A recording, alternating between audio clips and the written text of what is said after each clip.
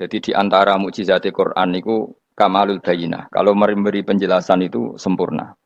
Sehingga ulama mengatakan imanul muqallid, imannya orang-orang yang asal ikut kiai, asal ikut guru, asal ikut buku, itu mukhtalaf alaih. Bahkan saya sendiri cenderung mengatakan iman itu tidak diterima. Karena manusia dibekali akal, inginnya Allah itu dengan akal itu dia punya kepermanenan iman, apa? Punya kepermanenan apa? Iman dan dengan itu dia imannya mujma'aleh, mesti diterima oleh Allah Subhanahu wa taala karena binna dzori sahih dengan logika yang benar. Dan logika yang benar itu gampang sekali. Beberapa ulama tentu tahu sekali, bukan sekedar tahu sekali karena itu diajarkan Allah dan Rasul. Misalnya begini, kata Allah, saya kalau baca ayat-ayat ini itu sering nangis karena Allah yang Tuhan itu sebenarnya tidak butuh kita. Seorang lagi, Allah yang Tuhan itu tidak butuh kita, juga tidak butuh iman kita. Tapi Allah ingin hambanya itu berakal ya, karena agama itu likaumi yakilun, sehingga berpikirnya benar. Misalnya gini kata Allah, nggak apa-apa, kamu menuhankan selain saya itu tidak apa-apa kata Allah. Nggak apa-apa, Yesus kamu katakan Tuhan nggak apa-apa, kamu katakan batu Tuhan nggak apa-apa. Tapi tolong prosedur ya, prosedur atau persyaratan menjadi Tuhan itu kamu lengkapi, yaitu punya prestasi menciptakan langit dan bumi. Kalau tidak semua surun semen kata Allah, sementing urun. Gitu. Jadi sebetulnya itu kan rasional. Misalnya nggak apa-apa kamu merasa jadi presiden atau gubernur atau jadi wali atau jadi apa. Yang penting prosedurnya penuh. Itu kayak apa Allah baiknya pada kita. Sehingga saya berkali-kali, makanya menurut saya orang alim itu wajib memaklumatkan kalau dirinya alim. Supaya jelas aturan mainnya. Yang dilarang Allah itu kan memaklumatkan alim, kemudian ingin hadun, nafsi ingin salami template, dicucuk, dihormati itu kriminal. Itu orang alim gendeng, udah gendeng sekali. Karena khasnya orang alim itu tentu cari ridhonya Allah, bukan ridho khalqi, bukan ridhonya apa? Makhluk. Makhluk itu la syai', ada siapa-siapa. Dan kita harus baku seperti itu. Kenapa kalau orang alim nggak memaklumatkan kealimannya itu dikatakan salah? Karena fungsi orang alim adalah membawa bayinat, membawa ayat-ayat Allah, bukan kepentingan apa? Pribadi. Makanya Rasulullah nanti duka ngendikan idza zuharatil fitanu wal bid'u falyudhiril alim ilmahu wa illa fa'alaihi la'natullah wal malaikati wan nasi ajmain. Jika zaman akhir banyak bid'ah, banyak kebodohan, maka orang alim wajib menampakkan kealimannya. Jika tidak, maka dia mal'un, dilaknati langit dan bumi. Karena sebetulnya logika tentang Tuhan itu gampang sekali. Saya ulang lagi ya. Saya punya sekian contoh betapa tauhid itu mudah. Jadi kalau ada orang bilang ikhlas itu angel, Gus. Ya dia sendiri goblok karena nggak tahu logika apa. Ikhlas itu justru gampang. Misalnya kamu ngamal demi manusia, manusia itu umurnya hanya berapa coba? Kan pasti mati. Lalu kalau dia mati tidak berkutik, bagaimana Anda bersandar sama seseorang yang mati dan tidak berkutik? Sama-sama bersandar sama zat sing al-hayyul qayyum, sama zat yang abadi. Kamu latih terus akal kamu. Misalnya saya punya jamaah banyak, mereka itu kan nggak jelas surganya. Kok harap-harap syafaate piye? Soalnya jamaah aku mlebu neraka kabeh. Kan nggak mungkin nyafaati saya. Atau mereka mlebu swarga kabeh, wis do sibuk kelon mbek widadari. Mungkin ya ndak ngurusi saya. Jadi dua kemungkinan itu sama-sama ndak ngurusi saya.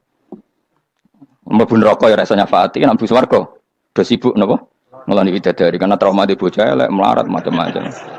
Sehingga kiainya saja wis ora takok Gus nang ndi wis ora takok. Wis ribet dhewe no. Nah, tentu saya juga sibuk sowan pangeran sudah itu makom saya sudah sibuk sowan pangeran. Kowe pesta seks sing kula sowan pangeran. Baik swargame ayate pokoke inna ansa'na gunna napa? Insa'a faja'alna gunna. Abkaro bar kelon dadi perawan neh berarti keloni serepot.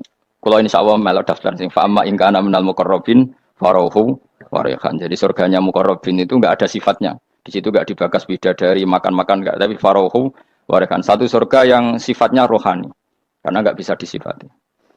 Tapi saya daftar di situ ya hanya beberapa jam. Baru juga bungkon.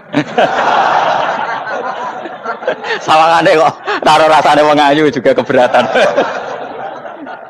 Ya tapi saya tentu punya dua kelas, supaya punya kartu premium dan ekonomi. Saya enggak tertarik lah daftar yang premium dok nanti repot apa. Saya itu sering nangis kalau baca ayat seperti ini. Bagaimana Allah yang Tuhan, kemudian tidak butuh apa-apa. Tapi Allah saking baiknya itu membuat tatanan logika kita. Saya tidak akan bosan-bosan sampai sowan Allah. Bahkan andaikan saya masuk surga dengan faham ini, saya milih faham ini. Karena faham ini itu menguntungkan agama. Li'ilai kalimatillah. Sementara masuk surga itu hadun nafsi. Banyak ulama mengatakan, kenapa Anda tidak ingin mati? Padahal Anda mati masuk surga. Katanya, saya takut kehilangan momen sujud karena sujud adalah hak Allah sementara surga itu hakun nafsi keinginan saya tentu saya mendahulukan hak Allah ala hakin nafsi itu makam-makam yang dan itu nggak bisa Kamu copy paste, orang yang pada kelasnya akan merasakan seperti itu. Dan kamu tidak perlu minat, malah paham. Jadi sudah dengar saja, apa? Dengar saja. Begini misalnya, saya berkali-kali bilang, kenapa ulama dulu, saya ini kan di Sarang juga ngajar tauhid, dulu saya ngajar kubrul yakiniyat, di beberapa madrasah, termasuk di Sidogiri saya juga ngajar tauhid. Di sini saya ngajar tafsir, tapi yang saya titikkan juga tauhid. Begini, saya hidup di dunia ini, terutama saya memang ingin menerangkan tauhid, sebagaimana Allah menerangkan. Begini ya, Jubair bin Mut'im, saya tidak bosan-bosan cerita ini. Jubair bin Mut'im itu termasuk dahiyatul Arab, cerdas-cerdasnya orang Arab. Dia ditunjuk sebagai negosiator untuk membebaskan Asra Badrin, tawanan perang Badar yang kalah dan ditawan Rasulullah dan para sahabat. Kemudian harus ditebus dengan uang. Oke, disepakati. Terus singkat cerita Jubair bin Mut'im itu datang ke Madinah. Dulu karena tidak ada hotel, tidak ada penginapan, ya memang nginapnya orang musyrik itu di masjid. Ya sehingga itu lazim saja. Kamu tidak usah jadi liberal kemudian bilang musyrik boleh di masjid, ya tidak perlu seperti itu. Kamu juga tidak perlu goblok mengatakan nggak ada ceritanya orang musyrik ngidam di masjid karena ya ada tarehnya seperti itu. Jadi tidak perlu goblok ya nggak perlu liberal. Paham ya? Kalau kamu bilang wah nangono wong musyrik oleh ngidam di masjid, kamu liberal. Padahal konteksnya dulu memang nggak ada hotel. Tapi kalau bilang nggak sama sekali juga goblok karena sejarahnya pernah ada. Milih di goblok apa liberal? Apa milih jelas? Nggak milih aja ngaco aja. 01 apa 02 apa 00. Milih mana? Goblok, liberal, nggak milih. Nah, ketika Jubair bin Mut'im itu datang, delalah Nabi itu sholat maghrib ngimami. Nabi baca surat Wattur wa kitabim mastur fi rabbim mansur wal baitil ma'mur. Kemudian di pertengahan surat At-Tur itu kan ada ayat yang menurut saya itu sangat bagus. Sehingga di kamar saya, di rumah saya itu tak figur ayat itu. Bahwa kita harus dilatih berpikir. Kata Allah memulai argumentasinya, am khuliqu min ghairi syai'in. Apakah kejadian alam raya ini seisinya tentu diciptakan tanpa sebab? Misalnya begini, alam raya ini kata orang nihilisme atau komunis atau orang-orang paham nihilisme, itu kan dimulai dari ketiadaan. Logika ini kan goblok sekali. Berarti kalau alam ini kadung wujud, kamu kan tahu kan langit bumi sekarang kan wujud. Ya, langit bumi sekarang kan jelas wujud. Berarti logikanya adalah al-adamu yakhluqu makhlukon, sesuatu yang enggak ada menciptakan sesuatu yang itu kan aneh. Di mana-mana al-adam ketiadaan itu tidak mungkin yakhluqu syai'an atau yu'athiru syai'an. Di mana-mana ketiadaan itu tidak mungkin mengefeki sesuatu yang ada. Wong kamu sebut tidak ada itu berarti tidak mungkin bisa berbuat apa-apa karena namanya tidak ada. Sekarang alam raya ini dimulai dari ketiadaan. Terus kamu simpulkan sesuatu yang enggak ada menciptakan yang ada, itu gendeng apa enggak? Oh, gendeng sarap itu. Orang usah dipatahin wong gendeng, sebarno yang mau mati dewi. Jadi makanya Quran menanyakan mereka, am khuliqu min ghairi syai'in. Apa alam yang kadung wujud ini kemudian disebabkan oleh sesuatu yang tidak ada? Lalu kalau sesuatu yang ada pasti diwujudkan oleh yang ada. Nah, karena yang ada ini pencipta harus berstatus super. Nah, super ini oleh ulama disebut wajibil wujud. Maka Allah bersifat super, wujud yang paling prima, yang kausa prima. Karena pencipta tentu kelasnya harus di atas yang diciptakan. Makanya disebut, ulama dulu menyebut Allah itu apa? Wajibil wujud. Karena pencipta tentu lebih dahulu. Maka harus disifati awal atau qadim. Awal atau qadim. Kayak apa Allah mendidik kita? Am khuliqu min ghairi syai'in. Terus Allah bilang gini, ya gak apa-apa, yang menciptakan gak saya, gak apa-apa kata Allah. Tapi amhumul khaliqun, kamu saja yang menciptakan, gak apa-apa. Tapi syaratnya kalian juga harus merasa pernah ikut menciptakan langit bumi. Am khalaqus samawati wal ardh. Jadi, enggak apa-apa kamu merasa Tuhan, enggak apa-apa. Yang penting kamu merasa ikut nembok langit, ikut ngecor apa? Langit. Jadi pokoknya ikut bikin. Terus kata Allah, bala yukinun. Kamu tak suruh merasa menciptakan langit bumi, kamu juga enggak merasa iya. Memang ya mereka merasa enggak kan? Akhirnya Jubair bin Mut'im saking enggak kuatnya. Am khalaqus samawati wal ardh bala yukinun. Amin dahum khuzun. Sama Allah dibombardir seperti itu. Dia datangi Rasulullah, ya Muhammad, logika itu tidak meninggalkan akal saya. Matarok tali akli nasihan. Akal saya habis Muhammad. Saya iman saja.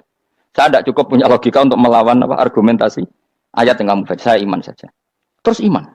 Makanya kalau ada logika nihilisme bahwa sebelum alam ini adalah ketiadaan, lalu pertanyaannya bagaimana mungkin ketiadaan menciptakan yang ada? Di mana-mana ketiadaan itu la yu'atsiru syai'an wa la yakhluqu syai'an. Jenenge wae tiada. Tiada itu ya enggak ada fungsinya, ya enggak ada efeknya, enggak ada prestasinya. Ya pokoknya namanya enggak ada ya enggak ada. Nah, ini penting saya utarakan. Terus di sini Allah mengulang lagi, enggak apa-apa yang lainnya kamu katakan Tuhan jadi mitra saya enggak apa-apa. Tapi tolong kata Allah, aruni madza khalaqu minal ardi. Tunjukkan ke kami prestasi dia ikut bikin bumi. Kita tahu misalnya Yesus, Isa lahir di bumi. Bumi sama Yesus dulu mana? Dulu bumi, dia lahirnya di bumi. Lalu dia melata di bumi, jalan-jalan. Kemudian dia mengatakan ini bumi Tuhannya saya. Jadi bumi kok enak, bisa aku sih. Tua aku sih, bodoh-bodoh pangeran aku dong. Lebih apa? Tua. Jadi Allah itu gampang sekali. Nah sekarang orang iman itu kuat semua. Makanya ndak wali-wali. Imane mbek Allah taklid, jaluke aneh-aneh, njuk bojo ayu, sugih, jabatan. Bela Allah secara hujah aja nggak pernah, sudah minta. Makanya ini kita ini hidup di zaman yang saraf masal. Lho kula njaluk pangeran akeh-akeh kuwi, coba kamu bela Tuhan tuh pernah bela apa? Bela Tuhan tuh gampang dengan argumentasi al-hujjah yang supaya agama ini tamkin fil ard, benar-benar mapan dalam logika. Yaitu tadi di mana-mana yang namanya sebab itu amrun wujudiyun, di mana-mana sebab itu sesuatunya harus wujud. Paling tidak kita sudah menolak nihilisme. Apa? Nah, nihilisme. Lah wujud karena wujud awal harus berstatus prima. Lah prima itu dalam bahasa ulama disebut wajibil wujud. Makanya ulama dulu ngelatih kita itu pertama Allah itu siapa? Zat sing wajibil wujud. Itu satu filosofi yang luar biasa. Nah, kemudian setelah itu ada setan-setan kecil yang nganggur, yang iseng. Nah itu nggak usah kamu perhatikan.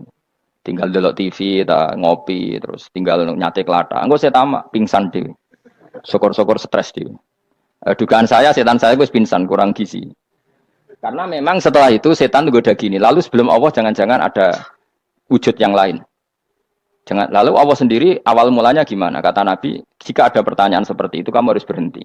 Tinggal delok TV atau tinggal delok dangdutan.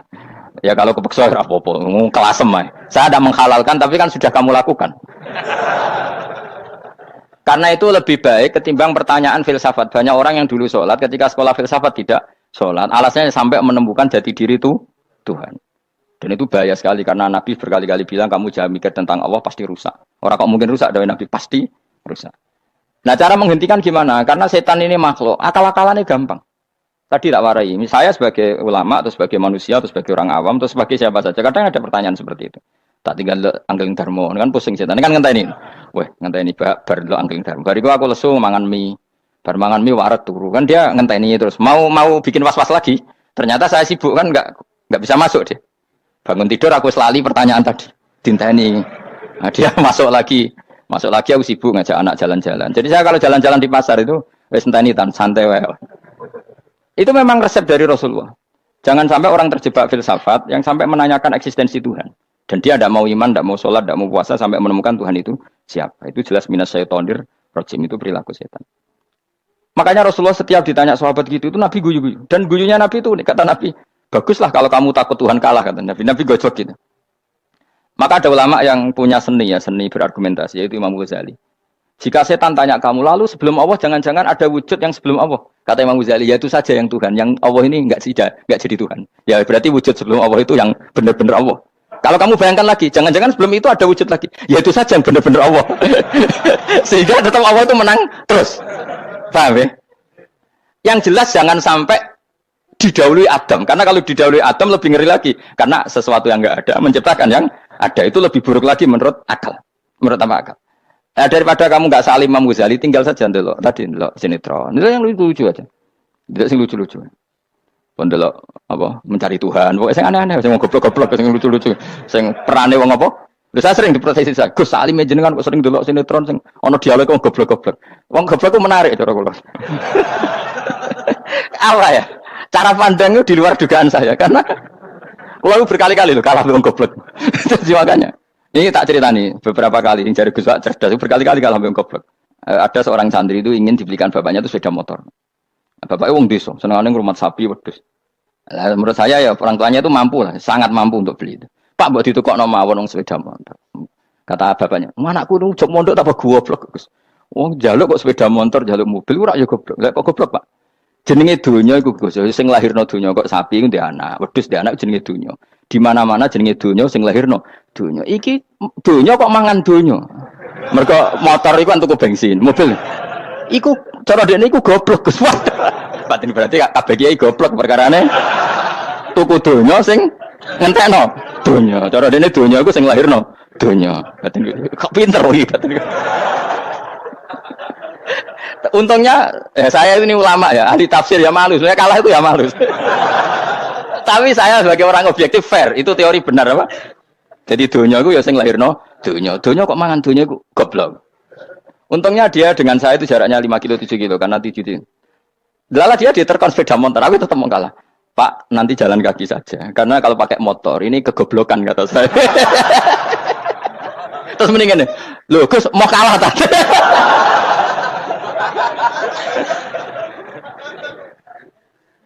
Wah kacau. Singkat cerita dia bersikeras, nggak mau beliin sepeda motor anaknya karena di mana-mana dunia gue sing lahir no dunia, nggak boleh dunia kok mangan. Ini satu kegoblokan yang agak ilmiah tadi.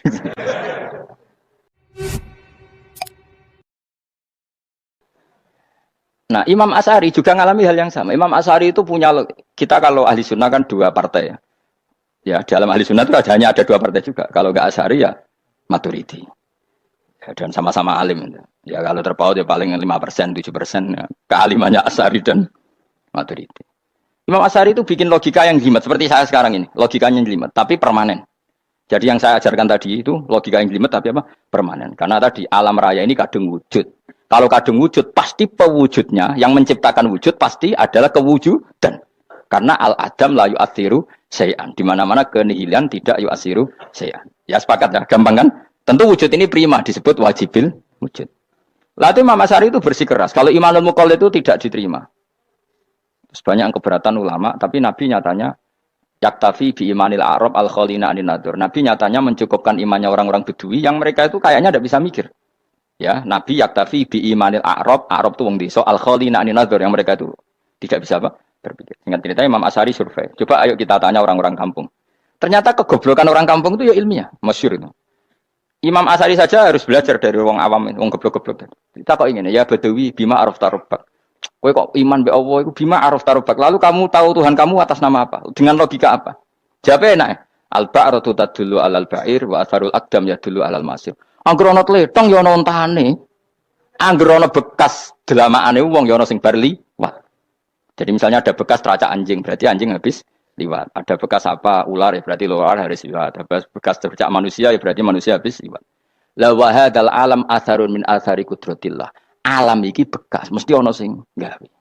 Jadi Mas Ari pinter juga, mesti logikane gak jelimet tapi angger ana tletong, ana sapine.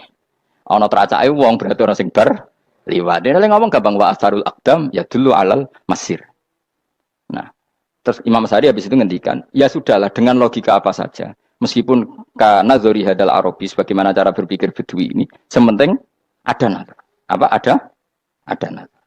Ya nazar apa saja. Misalnya orang ahli matematika mungkin bilang angka dimulai dari 1. 0 itu akal-akalane Khawarizm. Mergo ini kebingungan nulis 10. Tapi tetap angka itu dimulai dari 1. Kalau misalnya 1 untuk mecah kesulitan ya harus dimulai 0,1. Tidak bisa 0 tok. Jadi 0 dulu itu untuk mematahkan kalau jumlah itu tidak sampai 1. Tapi faktanya jumlah itu kan pasti 1 karena dimulai dari wajibil wujud. Khawarizm itu ya pintar matematika. Saya juga punya ilmu hisamnya Khawarizm. Itu kan dia karena kebingungan angka pecah. Misalnya 1 tidak sampai 2. Mau tidak mau harus ditulis 1,5 misalnya. Paham ya? Lalu kalau sebelum 1 tetap dia harus 0,5. Lalu hakikat 0,5 itu kan bagian dari wujud apa bagian dari Adam? Tetap bagian dari wujud. Jadi 0,5 itu kan khayal kuliah. Tawar ya. Mungkin saya ada ahli matematika ala wong kampus, tapi saya tahu Kang, ala Islam itu lebih gampang. Misalnya gini. Sesuatu itu kadang kamu putuskan itu satuannya 1. Tentu ketika separuh kamu katakan baru separuh. Tapi sebetulnya ketika satuan itu kamu katakan 10, yang separuh itu sudah 5. Itu kan terserah sing bagi, napa? Terserah sing bagi. Ya iya dong, misalnya 1 juta, 5, 5-nya artinya apa coba? 500 ribu kan. Sekarang kalau 100 ribu, 5-nya jadi berapa? 50. Kalau 1,5 jadi. Nah itu kan terserah satuannya apa? Tapi tetap dari 0,5 itu tetap menunjuk sesuatu yang wujud. Yaitu 5-nya sebetulnya apa? 5 yang separuh tadi. Paham sih kalau maksud? Tetap nggak bisa sesuatu dimulai dari apa? 0. Nah, makanya kata Abdul Hamid Khan kalau dalam mendidik tauhid, itu gampang saja tadi. Alam raya ini kadung maujud, kalau kadung maujud pasti disebabkan oleh sesuatu yang wujud. Karena wujud pencipta harus berstatus prima. Lah prima ini atau premium ini kita sifati wajibil wujud. Atau kamu katakan apalah kausa prima atau musabibul asbab. Nah kelirunya kita dalam berislam itu, kritiknya para ulama, kita ini nyebut Allah dulu baru menceritakan status Allah. Kalau zaman Nabi itu dibalik. Status wajibil wujud itu kita terangkan dulu, baru yang oleh Islam itu namanya Allah. Paham ya? Kan beda, misalnya gini logikanya gini, kamu ketemu orang ateis, saya ulang lagi, kamu ketemu orang ateis, terus kamu ditanya, lalu alam ini yang menciptakan siapa? Allah Jalla Jalaluh. Mesti kan tanya, man huwa Allah, Allah itu siapa? Kalau dulu Islam mengajarkan enggak gitu. Surat pertama turun apa coba? Iqra. Iqra itu enggak nyebut kata Allah. Iqra bismi rabbika. Rabbika itu siapa? Alladzi khalaq. Sebutlah nama Tuhan. Yang berhak menyandang Tuhan adalah zat yang pencipta. Itu tidak ada kata Allah. Di surat Mudatsir, surat kedua. Ya ayyuhal mudatsir kum fa'anzir wa rabbaka fakabbir. Bukan Allah fakabbir, wa rabbaka fakabbir. Sehingga cara berpikir gini dibalik. Sebutlah Tuhan kamu. Tuhan itu siapa? Yang berstatus Tuhan adalah zat yang berstatus pencipta. Nah, lalu pencipta ini oleh Islam dinamai Allah. Kalau orang ateis kamu langsung bilang Allah, man huwa Allah. Berarti pertanyaannya Allah itu siapa? Lalu kamu jelaskan Allah adalah pencipta, Allah adalah wajibil wujud. Tentu lebih gampang kamu terangkan. Makanya Al-Qur'an menerangkan amkhuliqu min ghairi syai'in. Manane saya di sini manane ya Allah? Apa? Allah. Apakah mereka diciptakan tanpa pencipta? Tentu setelah Islam tahu itu namanya siapa? Allah. Paham ya? Kalau balen malih. Jadi sebetulnya Quran itu ngajari kita itu ilmu mantik yang luar biasa. Misalnya ya Yuhanna su'budu siapa? Rabbakumul ladzi khalaqakum walladzina min qablikum. Sembahlah Tuhan. Tuhan itu siapa? Pencipta kamu dan pencipta orang-orang sebelum kamu. Lalu Tuhan ini oleh Islam dinamai. Tapi kalau langsung kamu bilang ke orang ateis atau orang Uni Soviet, Allah itu Tuhan. Allah itu siapa? Sebab itu di beberapa ayat dijelaskan dulu status Allah. Sifatnya Allah, keakhasan Tuhan. Yang dikatakan Tuhan adalah zat pencipta. Kalau tidak pencipta berarti tidak Tuhan. Sekarang Yesus pencipta bumi apa enggak? Enggak, karena dia lahir sudah di bumi. Begitu juga Fir'aun. Fir'aun itu kalah telak sama Nabi Musa gara-gara logika ini. Ketika Nabi Musa ditanya Fir'aun, wa ma rabbul alamin? Lalu Tuhan itu siapa? Kata Musa, rabbus samawati wal ardi. Yang nuhani langit dan bumi. Jadi Fir'aun, enggak, ma'alim tulakum min ilahin wa irisa. Jalan-jalan kemana-mana yang dikatakan Tuhan oleh masyarakat saya. Kurang ajar Fir'aun. Terus kata Musa, ya Tuhanku yang di langit. Terus manggil Haman masyhur, ya Haman ibn li sarhal ali abluhul asbab samawati fa'attali ila ilahi Musa. Haman, bikinan saya piramida yang tinggi. Aku akan lihat Tuhannya Musa. Ada enggak di sana? Padahal misalnya munggah tenan di pangeran ra iso didelok kan repot Nabi Musa. Wah, parah ya. Nggak piramida nginceng pangeran tetep ra ketok kan. Akhirnya Musa pakai logika. Ya sudah gini saja. Rabbukum wa rabbu abaikumul awwalin. Yang menuhani nenek moyang kamu yang dulu-dulu. Oh itu langsung fabuhita Fir'aun. Fir'aun tuh kaget sekaget-kagetnya. Dan para penggawa Fir'aun sadar. Wah kalau Fir'aun yang Tuhan, babanya tanpa Tuhan. Kan Tuhannya balita kan gitu kira-kira. Tuhannya balita. Tuhannya barulah. Itu kan jadi logika yang mematikan. Kalau Fir'aun Tuhan berarti babanya dulu yang wujud itu tanpa Tuhan. Karena Tuhannya barulah. Ini ada Tuhan kok datang terlambat ini kan. Akhirnya para penggawanya Fir'aun iman. Macam gendeng ya, Fir'aun itu gendeng. Itu pentingnya logika Rabbukum wa rabbu abaikumul awwalin. Nah sekarang orang tuh nggak belajar logika. Iman be Allah orang mantep ning ati, cek iso diguncang setan, jalukane wis aneh-aneh. Jaluk swarga, jaluk gak mutu cara ngono. Gak mutu. Makanya banyak wali kalau ditanya, kamu masuk surga sama sholat milih mana? Milih sholat. Kenapa milih sholat? Di surga itu demi khadun nafsi saya, poya saya. Tapi kalau saya sholat itu untuk hakku. Saya sebagai hamba, identitas kesejatian saya adalah menghamba. Soal nanti Allah bikin bonus surga silahkan. Maka sebenarnya masuk surga itu ada urutannya. Sebagai orang alim saya urutannya adalah berkampanye sesering-seringnya membuat logika supaya orang mudah ke Allah dan Rasul. Makanya di Quran tuh gak ada orang disuruh masuk surga dulu itu ya Tuhan nafsul mutmainnah irji'i ila rabbiki. Kamu kembali ke Tuhan kamu dulu. Bahwa kamu makhluk yang butuh Tuhan. Fadkhuli fi ibadi. Kamu masuklah berstatus hamba dulu. Kesetatusan Anda sebagai hamba ini matangkan dulu. Bahwa saya ini hamba. Dibuktikan dengan suka sujud, suka ngamal, suka sedekah, suka tawadhu. Saya sebagai orang alim sebenarnya gak suka mulang. Karena takut. Nak kue pinter kok nyanyi aku. Nak goblok sawangannya metodeku gagal. Kan dua-duanya ini merugikan saya sebetulnya. Saya ulang lagi ya. Nak pinter kayak nyanyi aku. Kan ya mungkin juga. Senajan rodok mokal mungkin. Sanggup aja rodok mungkin. Pemana nak sing ndik kan yo, biasanya hasud wong ndik. Wah itu sebenarnya rugi semua, tapi Allah yang memerintahkan hak wong alim kudu mulang. Perhitungan itu tak buang semua. Sing ape nyaingi nggih monggo, sing tetep goblok nggih. Monggo, pokoke Allah ngutus mulang ya napa? Mulang. Meskipun tadi potensinya itu dua-duanya buruk, sing alim nyaingi.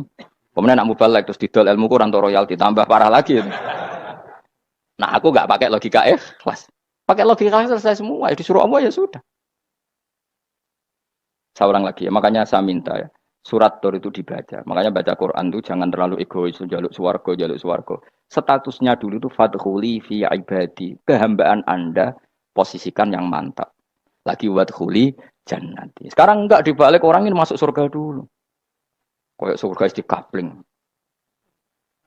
Terawih arang-arang gue jaluk Lailatul Qadar. Lailatul Qadar wis kliwat. Wingi wis Dzulhijjah wingi kan Pak. Sebagian ulama berpendapat Lailatul Qadar itu fikul apa? Sanatin. Apa fikuli? Karena Lailatul Qadar berdasar nuzul Quran dan nuzul Quran itu bisa saja hari Arafah, bisa hari apa. Ada ulama mengatakan Ramadan, tapi bisa tanggal 1. Nah, kamu kan pemalas, ikut yang partai 21, 23. Karena kan wis akhir-akhir kan wis enteng. Sebenarnya Anda milih 21 berdasar ilmu apa berdasar enak anak terbatas waktunya kan? Kan lebih sempit apa? Lebih apa? Sempit. Ya saya ulang lagi ya. Jadi Allah kalau ngajarkan hujah itu gampang sekali ya. Tadi amkhuliku min ghairi syai'in. Enggak apa-apa saya ada Tuhan kata Allah, tapi kamu harus punya logika. Alam raya ini diciptakan tanpa pencipta.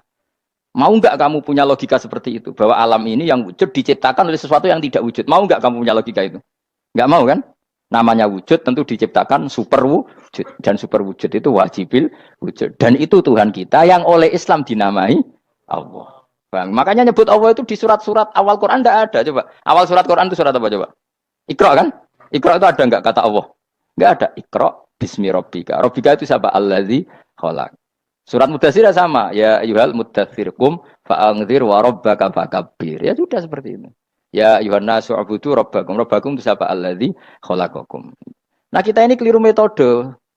Pemene wong tukang wiridan Allah, Allah. Tapi ora roh Allah iku sing sapa? Ya dia Allah, Allah, Allah. Dia nyifati Allah mau sing ngekei swarga, sing ngekei duit, sing ngekei widadari. Jadi Allah disifati sesuai selera yang menguntungkan dia. Bahwa Allah ini yang ngampuni saya, kemudian saya masuk surga, kemudian ngeloni widadari. Makanya kalau dia jadi wali tak demo. Tak laporkan MK pokoknya. Suluh. Karena ini wali pecundang. Bagaimana mungkin calon wali pikirannya khadun nafsi? Kalau lama gak gitu, mendikan Allah, Allah, Allah itu zat paling penting di dunia. Maka akan saya maklumatkan di dunia bahwa orang kembali ke Allah. Caranya gimana? Akan saya kenalkan Allah lewat logika. Caranya apa? Kita sifati wajibil wujud. Kita sifati Rabbukum wa Rabbu abaikumul awalin. Dengan sifat-sifat yang semuanya mengarah ke dikjayaan Allah Subhanahu wa taala. Itu jenenge kowe bener-bener ulama. Itu disebut balwa ayatum bayinatun fi suduril ladzina utul ilm. Makanya ulama itu orang yang luar biasa. Sampai disebut innama yakhsyallaha min ibadihil ulama. Ahli ibadah itu rapati wedi pangeran. Masuk wiridan istighfar nangis rapati wedi pangeran. Gayane tok nangis. Karena sebenarnya dia nangis wedi ra mlebu swarga. Mlebu swarga gak iso ngloni. Dari itu aja orientasinya itu. Makanya benar Kanjeng Nabi nak gojlok orang alim satu itu lebih utama dibanding 1000 ahli ibadah. Bahkan Nabi pernah ngendikan sangat ekstrim. Fadlul alim alal abid kafadli ala adnakum kata Nabi. Keutamaan orang alim dibanding ahli ibadah itu sebagaimana kelas saya kata Nabi dibanding kelas terendah kalian. Padahal Nabi dengan Abu Bakar saja jaraknya sangat jauh. Itu kata Nabi fadlul alim alal abid kafadli ala adnakum. Keutamaan orang alim dibanding orang abid sebagaimana keutamaan saya dibanding sahabat paling rendah. Karena tadi abid itu ada opportunisnya. Tapi kamu jangan benci abid loh. Karena kamu ya orang alim, orang abid. Saya saja yang kritik. Saya yang tanggung jawab di depan Allah. Orang abid itu kadang kan wiridan nganti nangis. Pikirannya apa coba? Wis rasakno mungkin apa wiridan pikiran aja. Di sepuro dosane. Terus apa kan? Mlebu swarga. Terus apa kene swarga? Aku takut. Jadi aku takut ayo sing ngapain mlebu swarga apa kegiatan? Rencana pertama ya, Om. Terus gak usah munafik biasa wae. Mau inna ansa'na binapa? Insya ayat kalau ada jujur apa jujur. Bandingan kalau orang alim. Orang alim itu ketika nyebut Allah itu iri ya Allah. Kenapa di dunia ini ada makhluk lain yang menandingi engkau? Saya tidak ridho. Kenapa di dunia ini ada syarik orang yang dimitrakan seperti engkau? Maka orang-orang alim ini ingin memaklumatkan bahwa la syarika lak labbaika wa humalab baiklah syarika lak innal hamda wa ni'mata laka wal mulka la syarika lak. Sehingga para nabi itu memaklumatkan itu. Engkau saja yang Tuhan ya Allah. Semua nikmat dari engkau, semua kepemilikan ini milik engkau. La syarika lak labbaik. Dimaklumatkan ke dunia. Innal hamda wa ni'mat itu dimaklumatkan. Enggak ada kepikiran mereka masuk surga. Karena mereka ingin memaklumatkan bahwa Allah ini yang Tuhan. Sama tak ceritani Nabi Ibrahim dari Khalilur Rahman, rumang samu kakan wiridan kaya kowe ndak. Wiridannya Nabi Ibrahim sama sampean mungkin banyak sampean. Karena sampean banyak kepentingan tadi. Wali-wali dulu kalau wiridan itu ndak sebanyak sampean ndak, tak jamin ndak. Pemene maca lelo yang 10.000 ndak biasa wiridannya. Tapi khosyahnya sama Allah luar biasa. Pertama Nabi Ibrahim diangkat jadi khullah. Khullah itu ya Khalilur Rahman itu. Itu dia wiridannya gini. Ya Allah, innahu la yahzununi alla ara ahadan fil ghairi ya'buduka. Alla ara ahadan fil ardi ya'buduka ghairi. Sama saya hafal tadi. Memang saya hafalkan. Ya Allah, saya ini susah sekali. Kenapa zat sepenting engkau? Kemudian yang menyembah engkau hanya saya. Ini tidak fair. Makhluk yang enggak penting saja punya umat. Makhluk-makhluk yang enggak penting aja jadi pusat perhatian. Misalnya artis atau presiden atau gubernur atau tokoh top. Semuanya jadi presiden. Padahal semuanya itu makhluk yang enggak sepenting engkau. Ini zat yang sepenting engkau, kemudian yang tahu kalau engkau penting hanya saya, ini tidak fair. Nangis dan nangis. Ini tidak fair. Innahu la yahzununi alla ara ahadan fil ardi ya'buduka ghairi. Saya ini susah Gusti, susah sesusahnya. Zat sepenting engkau, kemudian yang tahu kalau engkau penting itu hanya saya. Wah ini tidak fair. Loh, coba kalau orang mencintai sesuatu kan gitu. Misalnya kita bojo ayu, kemudian wong liya kabeh darane elek, mangkel ora? Mangkel enggak? Kamu beli Alphard.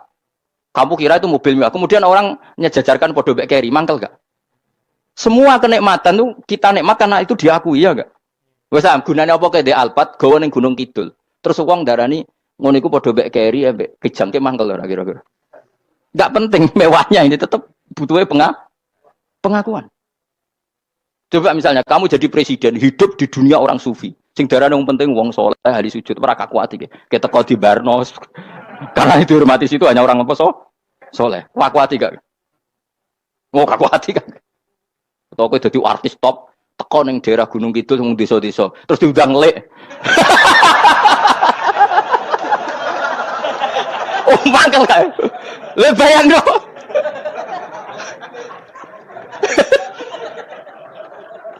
Oh, kamu menteri top, menteri BUMN bareng dolan itu iso diundang lek.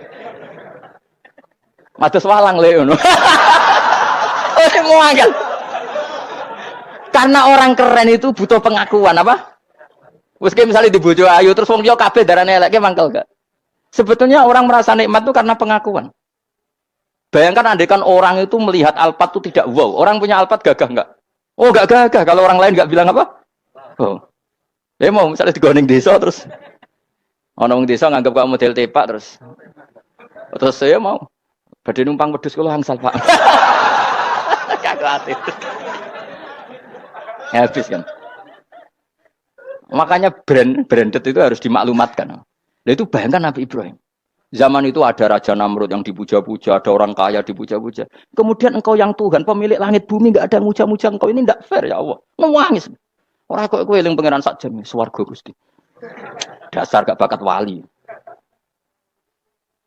Loh, saya itu pernah kangen Nabi Ibrahim itu sampai nangis dan itu saya tidak berdoa. Semua yang terkait Nabi Ibrahim itu saya baca.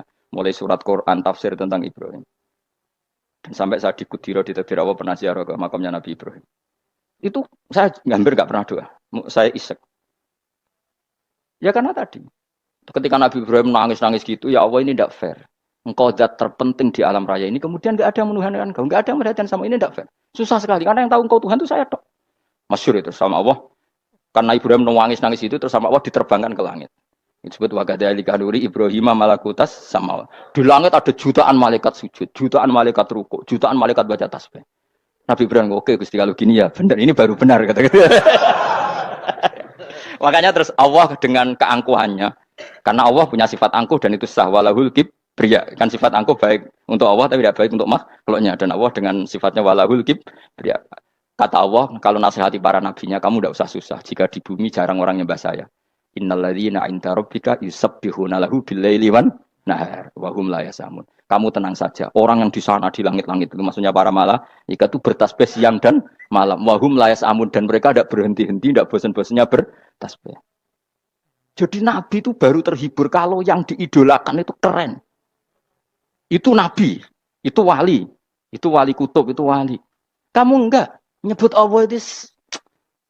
Sebenarnya kamu kan nggak ingin kan bangun malam ingat Allah berhubung utamu akeh terus Allah mbok libatno mbok nyaur kan sebenarnya itu kamu ingin jadi bupati sebenarnya kamu nggak kangen Allah kamu ingin jadi bupati terus Allah mbok jak koalisi kan gitu terus malam-malam Allah Ya Allah ini hambamu ya Allah minta ini. Sebenarnya kamu kangen Allah apa kangen keinginan kamu? Ya, kok terlalu menyindir banyak orang ya. Maksudnya ini cerita saja.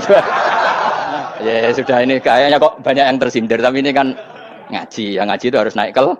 Ya sudah tidak usah diteruskin kok banyak yang tersinggung. Ya sudah tidak usah diterusin.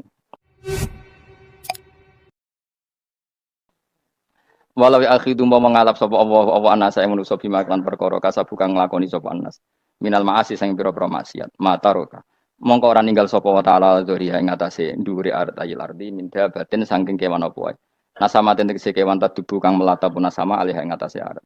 Kalau saja Allah ingin merusak manusia karena dosa-dosanya, pasti tidak disisakan beberapa sesuatu yang jadi kebutuhan manusia, termasuk dabam, misalnya nggak ada hewan, nggak ada tanaman, nggak ada apa saja di bumi, karena Allah ingin mengadab manusia. Tapi nyatanya di balik mereka maksiat, tetap fasilitas kepentingan manusia ada, karena sifat ghafurnya Allah, sifat rahmannya Allah. Walakin akhiru tetapi ini ngakhirna sapa wa hum wong akeh ila ajalin tumeka maring batas musamman kang wis ditentono. Yaumil kiamat tegese dina kiamat. Fa idza jaa mongko nalikane teka apa ajaluhum ajale wong akeh fa inna wa mongko satuna wa taala iku kana ana sapa wa bi ibadihi kan kaulan wa basiran dat sing mirsani. Fa yujazi mongko males sapa wa ing wong akeh ala amali ing atase ngamale wong akeh. Carane ngemales Allah tentu profesional atau prosedural bi isabatil mukminin kelawan ganjar wong mukmin wa iqabil kafirin lan nyiksa wong kafir. Ya jadi Quran itu gunanya ya membuat logika yang benar supaya orang itu menghindari kesalahan. Jadi menakut-nakuti itu kalau nggak harus tentang neraka, takut dari kesalahan, takut dari kebodohan. Kan kita juga takut kan punya pemimpin yang salah, takut punya kasus, takut kepleset. Ketakutan tidak harus dari neraka. Makanya saya berkali-kali bilang, saya sering dulu dinasihati Mbah Mun, enak ben alim, ojo sering maca tafsir, mari goblok dari Mbah Mun. Maksudnya mari goblok itu gini, mufassir itu manusia, kadang dia itu satu ayat umum, dia mendiktekan ke satu kasus, padahal kasusnya lebih umum. Makanya berkali-kali sama nani umpomong ini, contohnya ini, karena nanti itu mengikat. Misalnya gini ya, saya ulang lagi ya, ben gayamu kayak wong alim. Coba andekan kapasitas Anda itu RT, minta jadi presiden, itu ngelama apa doa? Tidak jawab saja. Ngelama. Jatah kamu untuk azab, kok jaluk Lailatul Qadar, itu ngelama apa Anda? Mestinya jalukmu orang untuk azab, itu bagus. Paham ya? Banyak ulama diajak istisqa gak mau. Banyak itu ulama. Ayo istisqa kita karena sudah lama gak hujan. Kata ulama tadi, jatah kita ini kena hujan batu dari langit. Gak hujan batu sudah bagus, gak usah minta. Ulama macam-macam. Lah rai-rai ngene iki pantes entuk Lailatul Qadar untuk adab aja. Orang untuk adab wis bagus. Yo dadi dongane ya Allah. Ampun jenengan siksa la tu akhidna. La tu akhidna maknane njuk Lailatul Qadar pun ora disiksa. Jar makam kita itu masih Robbana la tu akhidna. Iku supaya gak disiksa innasina waktu kalau kita salah. Kowe kan gak kalau. Wah sudah salah. Jadi donga innasina waktu sange apikane pangeran wae ditambahin. Kalau kita salah. Kalau kita kan sudah ada kalau lagi sudah. Sudah jelas salah berkali-kali lagi. Mbok wong diisin. Julak jaruk Lailatul Qadar gak diisin. Tapi oleh wong pangeran apian. Pangeran kan tapi misalnya pangeran ora aku luwe apian timbang aku. Jadi sowe disahno permintaan. Tapi gak dikabulno. Mau disahno, tapi ora usah apa? Disahno iku iman jalin jeneng goblok piye meneh, kok macam-macam. Makanya doa paling fair itu ya Rabbana dzalamna anfusana wa lam taghfir lana wa tarhamna lanakunanna. Makom kita itu di sepuro pangeran. Sing bener donga wong traweh-traweh lho ning Tuban ning Jogja wis bener apa innaka afuwun karim tuhibbul afwa fa'fu anna. Ora ana guru-guru kita donga, ya Allah anilna lailatul qadar ya Allah. Ka ora saraku iki kita ora ana ngajarno ngono ya Allah innaka afuwun karim tuhibbul afwa fa'fu anna. Jenengan kandat sing kathah nyepurane lan seneng nyepuro impun jenengan sepuro. Iku wis bagus sudah. Udah bagus. Ndelok lailatul qadar gresuk ndelok srengenge. Terus ndelok angin. Angin daerah Gunung Kidul banter terus aneh-aneh. Boy wong tahu diri, maksud kula nggih tetep minta Lailatul Qadar tapi tahu diri. Misalnya suwe bar sedekah, poso bar salat 1000 rakaat terus utang si sahur, ambek togo-togo sing mbok dolimi jaluki sepuro. Pas kowe tenan mergo wis ngrasa ora dolim, nduk Lailatul Qadar. Tapi kira ngrasa ora dolim wis ujug sombong. Wong sombong ora berhak meraih. Lah terus piye Gus? Ora piye biasa wae, pokok biasa wae. Makom kita ora kena adab itu sudah luar biasa. Ora penuh adab piye. Wis ngene iki luar biasa, napa? Luar biasa. Mun nang ngandel kula, mesti ngene iki keadaan seperti ini terus. Soale dongane wae Rabbana la tu'akhidna in nasina wa akhtana. Itu jadi itu sudah luar biasa. Nah, ini kan teruskan dawuh Mbah Mun ya. Misalnya Allah bilang gini, fattaku, maka takutlah kamu. Biasanya mufasir ditambahi minan nar, maka takutlah kamu masuk. Sebetulnya yang perlu dihindari dari kita, takut itu ya, takut salah, takut bodoh, takut terdolimi, takut mendolimi orang lain, takut hidup tidak ada gunanya. Tapi mufasir tentu milih yang populer, takutlah kamu dari api neraka. Coba misalnya gini, kita nanti masuk surga. Kemudian zaman di dunia kita tidak pernah berkampanye ya, atau berkontribusi untuk agama Allah. Cara saya itu izin. Kata Imam Malik, saya masuk surga. Kemudian orang yang mencintai saya masuk surga itu saya malu. Rasulullah juga gitu. Saya sebagai pemimpin umat, saya malu masuk surga. Dan satu dari umat saya masih masuk neraka. Jadi ulama dulu tuh ketakutannya bukan sekedar masuk neraka, takut malu, takut bodoh, takut keliru, takut. Saya misalnya nanti masuk surga itu malu, dengan saya tidak pernah ngajar tafsir Jalalain. Malu saya. Karena katanya Allah, hak kenapa pun swarga? Terus dibon swarga. Tapi kalau pernah baca tafsir Jalalain kan anak keren nih. Keren artinya saya pernah mengkampanyakan Quran, pernah mengkhidmati Quran, pernah ngitmai kitab engkau ya Allah. Saya pernah ngitmai umatnya Rasulullah, yaitu sampean kabeh. Pernah mulang, pernah sowan. Lho saat tiap bulan sowan jenengan gak sopan tapi. Mulane kira usah bales sowan rono malah ganggu aneh-aneh. Kadang santri yo pidol, wis diulang cek sowan. Orang tuh kiai kalau sudah di rumah tuh milik keluarga biar fair. Bermulang cek assalamualaikum. Terus kiai ini kagok keluargane ku kapan? Boyo mikir bocah ora karo-karuan. Jadi seneng ya di ilmoni, napa seneng ya di ilmoni. Saya ulang lagi ya. Nah, kata yang ditafsir itu sering tidak mengikat. Makanya kata Mbah Mun, baca tafsir itu dikurangi. Maksudnya dikurangi itu bukan apa-apa, maksudnya tadi kalimat yang ditafsir itu tidak mengikat. Yang mengikat itu yang kalimat di Quran. Nah, kalimat Quran itu umum, napa? Misalnya gini, Allah lalu gini. Ikdilu, kamu harus berbuat adil. Lalu adil itu misalnya mufasir menafsir, adil itu menyamakan di antara dua orang konflik. Misalnya di MK 01 dan 02 dianggap sama, itu namanya adil. Itu kan dawai mufasir. Atau misalnya gini, Allah bilang gini ke saya, hak kan ada di kiai sing adil. Terus adil ditafsiri orang, adil itu menyamakan sesama murid, haknya sama. Nah, tapi bisa saja adil itu di luar itu semua. Misalnya gini, ternyata adil menurut Allah gini, adil maknanya seimbang, apa? Adil itu maknanya apa? Seimbang. Lalu keseimbangan seorang hamba adalah dia ingat Allah lebih banyak. Karena ini bandul yang benar-benar nyata. Allah itu nikmatnya nyata. Sehingga ketika saya sebagai orang alim, ingat saya alim itu karena Allah. Dikasih ilmu Allah, dikasih cerdas Allah. Dikasih semuanya dari Allah. Sehingga saya itu tidak merasa kumuh pada kalian. Karena semua ini dari Allah. Kemudian Allah sendiri yang memerintahkan. Ya, kamu harus mengajar. Maka saya ada Arab-Arab salam template sampeyan, penghormatan sampeyan.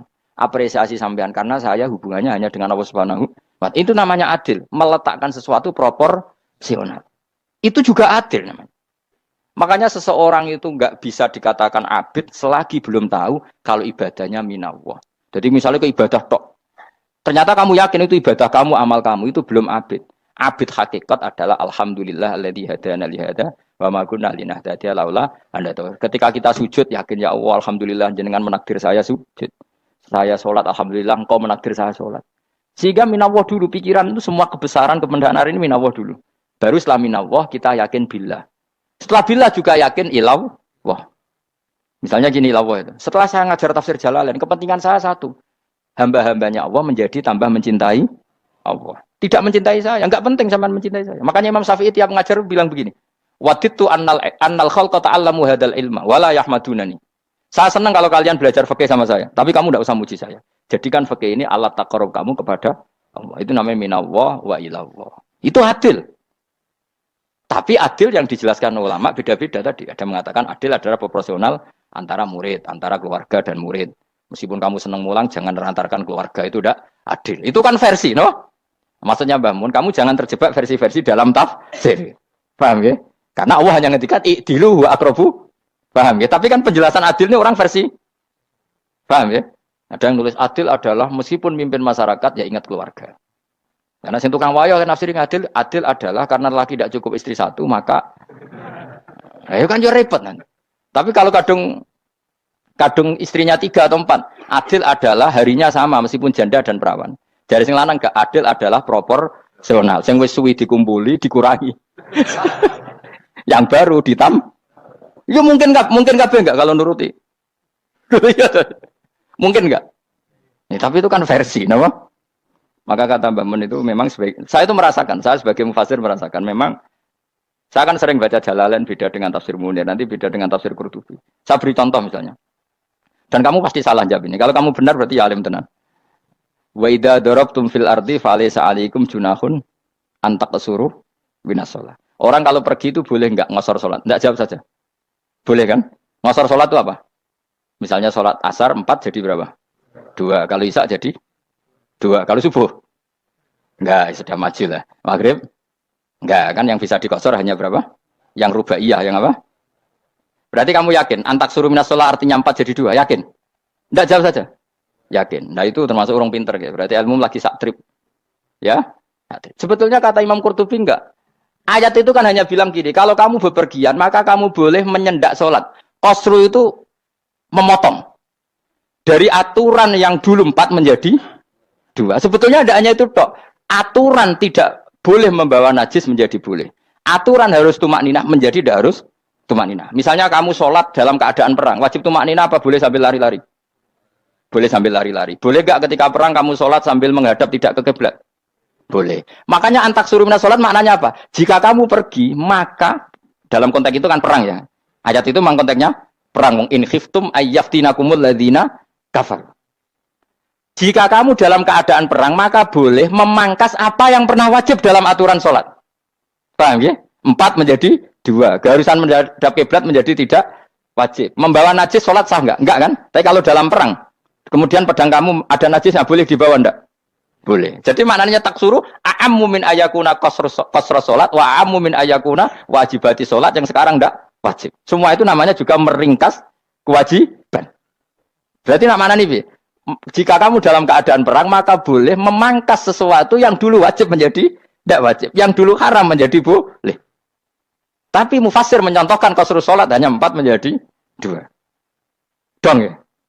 Oh ya, nanti alim ngono tenan wis dokter tafsir san. Enggak tak iku sudah dhewe. Tapi ora perlu orang lain ngakui.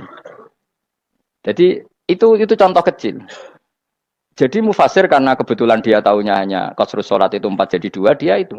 Padahal di tafsir lain diterangkan qasru itu artinya menyingkat atau mencendak atau memangkas. Dulu wajibnya sholat itu nggak boleh bawa sesuatu yang najis. Tapi kalau sholat dalam keadaan perang dan pedang kamu ada darahnya, boleh nggak dibawa? Boleh. Bahkan Allah menyuruh dibawa. Dan boleh nggak madhep kiblat. Fa in khiftum farijalan auruk banataki fa idza amintum fadhkurullaha kama 'allamakum. Ketika keadaan aman baru sholat sesuai standar. Nah, berarti kan ada qasru sholat, ada pemangkasan aturan sholat. Kayak misalnya begini. Dalam keadaan normal, boleh nggak kamu motong pohon pisangnya tetangga tanpa izin? Nggak boleh kan? Tapi misalnya ada banjir bandang, kemudian kamu bisa selamat kalau motong itu. Wajib izin apa malah haram izin? Haram izin, harus kamu langsung potong. Karena kalau tanpa begitu kamu dan yang punya wajib meridhoi. Kalau nggak meridhoi disalahkan syarak malah. Paham ya? Jadi ini penyolongan yang wajib. Tapi tak sebab potong kayak ngelangihin. Terus gedangnya berpangan, itu berlebihan. Karena Allah memaklumi hanya untuk ngelangi. Jebule wis menisan lah itu di luar izin syariat apa? Di luar izin syariat. Itu melampaui batas itu. Syaratnya boleh itu ghairu baghiw wala famani turra itu darurat syaratnya ghairu baghiw wala dan tidak boleh melebihi batas. Ora ape ngetok gedange jupuk sik sing mateng dipangan terus diketok. Ora oleh. Paham jelas ya? Makanya kalau ngaji tafsir ya saya kan berkali-kali ada makna di tafsir Imam Suyuti saya tambahi umpamanya ini. Maksudnya umpama itu supaya contoh itu tidak mengikat. Jadi yang disebut beliau itu satu dari sekian potensi ribuan contoh. Ya kayak tadi misalnya antak suruh minas sholah. Itu umumnya ulama membayangkan qasru sholat yang 4 jadi 2. Padahal enggak, maknanya meringkas aturan dari wajib menjadi tidak wajib. Bahkan sebagian aturan itu dikatakan haram, tidak haram. Itu tadi misalnya bawa najis atau teman kamu mau dibaca orang kafir terus kamu bilang, "Hei hati-hati." Itu tidak batal kalau dalam sholat siddatil khauf. Paham ya? Jelas. Semaju lah. Malam terus likur. Lelatul. Aku wis gumen mbek wong-wong bingung ora ilmune wong-wong. Ma unzira abahum lam yungzaru tegese ora den kei wedi sapa ngangge fi zamanil fatrah ing dalam zaman fatrah. Ya sama seperti ini. Orang tidak mendapat ingzar itu fi zamanil fatrah, zaman enggak ada rasul. Tentu tidak hanya itu tok. Ada rasul tapi orang itu jauh dari komunitas ulama. Itu juga termasuk orang yang tidak mengalami ingzar. Jadi tidak mengalami ingzar bisa di zaman fatrah Atau sudah ada rasul tapi dia jauh dari ulama atau jauh dari komunitas Islam. Itu juga komunitas yang tidak ngalami engkar. Fahum mongko te wong akeh il kaum iku khafidun lali kabehane iman sing iman parustilan bener. Itu contoh paling gampang itu nak dawuh yai mesti bener itu loh. Kalau kamu ngaji tafsir Jalalain ya Yuhannasu budu rabbakum. An-nasu biasanya tafsirkan kufaru Mekah, napa? Padahal di situ nas semua manusia apa kafir Mekah? Semua manusia. Cuma konteks dulu karena Nabi orang Mekah dan zaman itu yang diberi peringatan orang Mekah, Imam Suyuti bilang kufaru Mekah. Lah seperti itu kufaru Mekah mengikat apa enggak? Enggak kan? Enggak, karena yang dituruni Quran yo kafatal linnas. Tapi ya Yuhannasu di Jalalain sering ditulis apa? Kufaru Mekah. Nah, seperti itu tidak mengikat. Itu contoh saja, Pak. Contoh saja dalam konteks zaman itu. Paham ya? Jadi banyak, makanya tafsir itu sebenarnya agak ngikat. Ya tapi yang ngomong gitu harus orang alim. Kalau kamu yang ngomong malah kacau. Kemudian ngomong sombong. Maksudnya kan manusia, saya juga manusia. Ngapain saya harus ikut? Ya sarap itu. Itu ora wis sombong sarap, no? Wis sombong sarap. Lakot hakot teman-teman fahum, lakot hakot teman-teman nyata apa alkaulu apa titah, wajib berarti wajib mana nyata al aksarihim, yang atas saya wakil bil adab. Lakot hakot teman-teman jadi nyata apa alkaulu apa titah anane adab, wajib berarti wajib apa adab al aksarihim bil adab, fahum mengkote wong akeh layu minun ora iman sapa ngakeh, il aksaru tegese utek akeh wong ora iman, zaman iku mas. Ya maksudnya zaman iku, tapi jengben mboten ngerti. Tapi yang mungkin batu Isa itu semua orang iman, tapi ya banyak yang setelah iman itu tidak bermanfaat lagi karena wes napa matahari terbit dari napa barat hina la yanfa'u nafsan imanuha lam takun amanat min qabl inna saat temen ingsun ujalna ga ingsun fi anaqihim ing dalem gulu-gulune wong akeh tak gawe aghlalan ing blenggu bi ayu doma gambar bi antu doma gambar sento dhewe kumpulno ilaha maring anak apa lae di tangan di anal gala karon saat meneh wil iku yajma'u iso ngumpulno wil al yada ing tangan kal unuk maring geger maring napa gulu guri lho jenenge unuk wong Arab nak darani kene ku unuk nak darani kene ku nakher. Ya cari wong Arab, ya kene iki unuk, kene iki nakher. Lah gulu niku ngeten, tangan ditakok teng napa? Napa? Gulu. Napa jenenge jenenge? Cidok niku cidokne. Sing guri-guri. Faya mengkote tangan ila aidi kumas muatun ting kupono ila atkoni maring dagu. Niki lho jenenge dagu. Jam udakonin waya mustama ulahyan. Kumpule dua dagu atau dua wang nek cumanan. Fahu mengkote wong akeh mukmahuna iku dadi bunder sapa wong akeh. Manane rafiuna ngangkat wong akeh usaha ing sirahe wong akeh. Lastatiu ora iso mampu sapa ngake khodaha ing ngendekno ruus. Menawa dhewe maksud wa ada iki mutamsilun mu bayangan, mu tamsil gambaran. Mulane kula gumun mbek ulama riyen. Tak contohno ya, nek ulama dhisik ku top. Wong dhisik nek ndaren bun neraka digludungno. Wong kafir sampeyan digludungno ning neraka. Iku ya pancen ngalim tenan wong dhisik. Mergo gambarane ngene, ora usah praktekno sampeyan, praktekno saiki wae. Nek praktekno sampeyan kaya sampeyan mlebu neraka. Dadi ngeten wong nak lungguh ngene, wong Arab nak darani iki ason-ason. Terus ngeten. Ngeten. Niki kan niki jenenge apa? Dengkul. Dengkul itu kena dagu, terus tangan kena cidok. Tadi ngeten. Jadi wong wis dalam keadaan bunder. Paham ya? Lah malane malaikat karek nyaduk terus gludung-gludung ngono. Paham ya? Jadi mergo yo napa? Dengkul nempel dagu, paham ya? Tangan nempel cidok, terus ditaleni. Paham ya? Terus ya karek gludung dong, malane wong kurang adane bunder apa iku? Oke bayangno saiki sampean ra usah, gak usah mlebu maksudnya, paham ya? Mulane ape mlayu ora iso, wis posisi ngono, paham ya? Sampeyan ra usah delok, maksudnya praktekno saiki. Orang delok lho. Lah dawuh Imam Suyuti wal muradu te kang den kersakno iku annahum sak temne wong akeh la anu nek ora tunduk sapa wong akeh imani maring iman. Wala faduna nek ora tunduk sapa wong akeh ora ndilukno ru'usahum ing sira wong akeh lahu krana iman. Iki tapi dawuh Imam Suyuti. Tentu tidak semua ulama sependapat. Jadi cara Imam Suyuti semua yang dikatakan Quran ini mau tamsil. Artinya mereka tidak tunduk, maknanya tidak menerima iman. Ya, tapi itu cara Imam Suyuti. Ulama lain yang mengatakan tidak. Memang orang kafir ketika masuk neraka dalam keadaan seperti itu dan digeludung. Ya tidak apa-apa sama-sama benar. Ya sama-sama benar karena ya Quran itu milik bareng, ya. Milik bersama. Jadi apa ya? Kan banyak kalimat kayak tadi mengkosor sholat, meringkas sholat. 4 jadi 2 yang meringkas, paham ya? Dari aturan ketat menjadi agak longgar juga meringkas. Jadi semuanya namanya memotong apa? Memotong dari 4 menjadi 2 yang memotong, paham ya? Dari aturan wajib menjadi tidak wajib juga memotong. Nah, itu kan sama-sama benar. Lihat nanti konteksnya.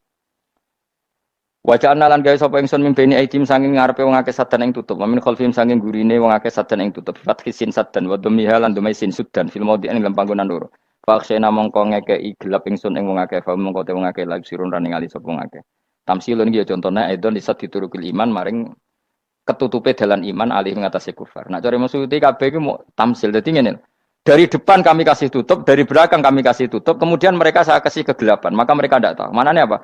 Dari arah depan yang mereka enggak ngerti pentingnya iman, dari arah belakang yang mereka enggak ngerti pentingnya iman, maka mereka buta, artinya tidak iman. Itu dari Imam Suyuti. Tamsilun aidoni hanya perumpamaan lisat diturukil iman, yaitu tertutupnya jalan-jalan iman. Tapi ulama lain mengatakan ya enggak, memang pernah ada peristiwa di mana orang kafir ngepung Rasulullah dan mereka dari depan matanya dihalangi, dari belakang dihalangi, sehingga ketika Rasulullah keluar mereka tidak melihat. Itu ya nyata ya. Jadi makanya ngaji ya. Jadi ben keren. Oh ini ada sekian tafsir. Terus gue ngomong kan kayak wong alim keren. Nah tak kata siapa? Ono rekamane.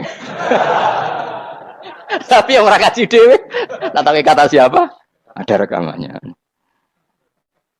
Lah anak aku takut ada kata siapa Gus tak dudono kitabe. Lah aku dudono rekaman iku apik zaman akhir ngono wis maju. Soale sing rido kan.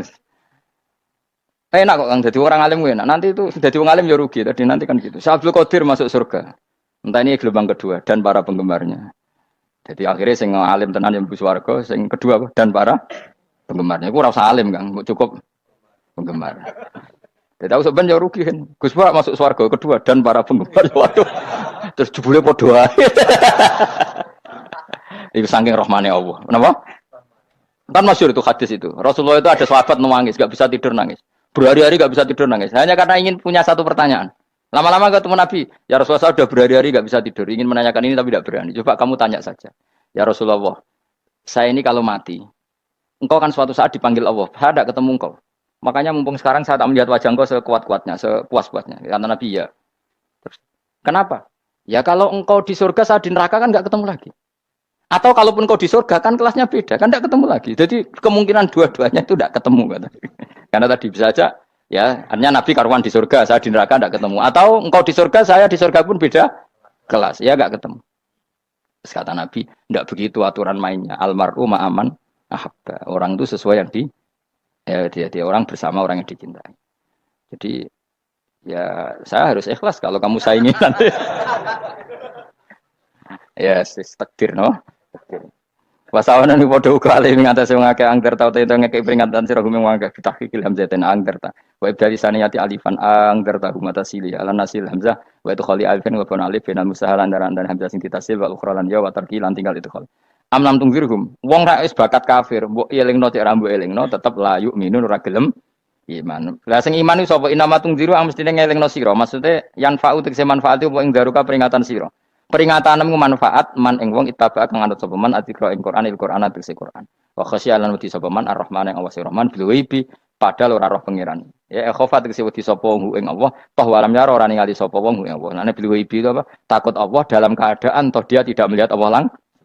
Mereka tak tafsiri bil ghaibi barang gaib ning Indonesia terjemahnya hantu. Melihat alam gaib itu maknanya apa dalam bahasa Indonesia? Hantu. Maknanya bil ghaibi rata terjemah apa? Ya namanya ini wa khasyalan wedi sapa wong ar-rahman ing wasirman bil ghaibi padahal dene ora roh langsung. Ya ora usah diterjemah ya. Terjemah dadi apa? Barang gaib malah repot.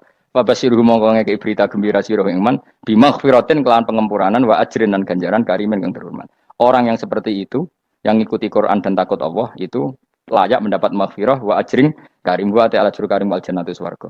Inna satamna ingsun wa nahnu ya ingsun iku nuhyi uripna ingsun al mauta ing wong sing mati libasi krana pas. Wa naktubulan nulis ingsun fil lauhil mahfuz ma ing apa wae kodamu kang nglakoni sapa ngake fi hayatihim.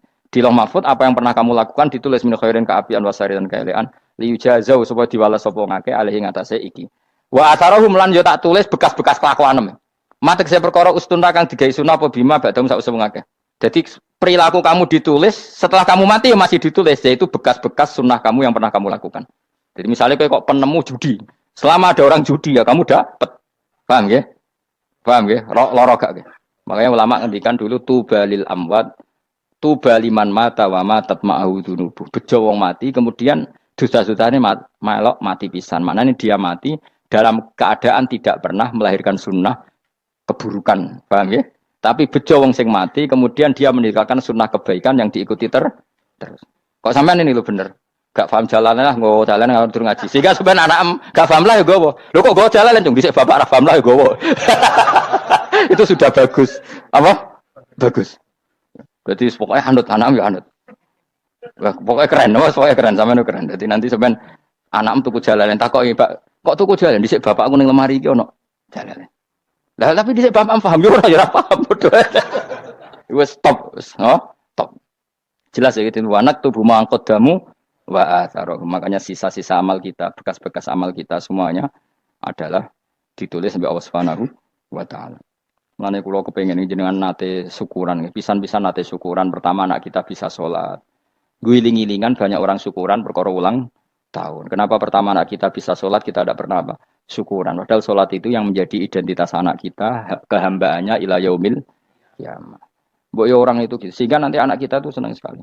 Itu saya itu kalau agak marah, itu anak saya yang paling kecil, baru umur 6 tahun. Itu tahu-tahu bilang, "Pak, saya sudah sholat." Karena dia tahu, saya itu paling terhibur kalau ada berita sudah sholat. Jadi itu penting, supaya orang itu tahu orientasinya bapak itu sholat. Jadi jangan sampai terus anak kita kalau ulang tahun syukuran, tapi pas sholat kita dingin-dingin saja. Lama-lama anak kita berperasaan sholat itu tidak penting. Buktinya apresiasi bapak biasa saja. Itu contoh kecil. Sehingga nanti tertanam, anak kamu tertanam, nanti cucu kamu tertanam. Jadi itu namanya asar apa? Asar. Jadi harus seperti itu.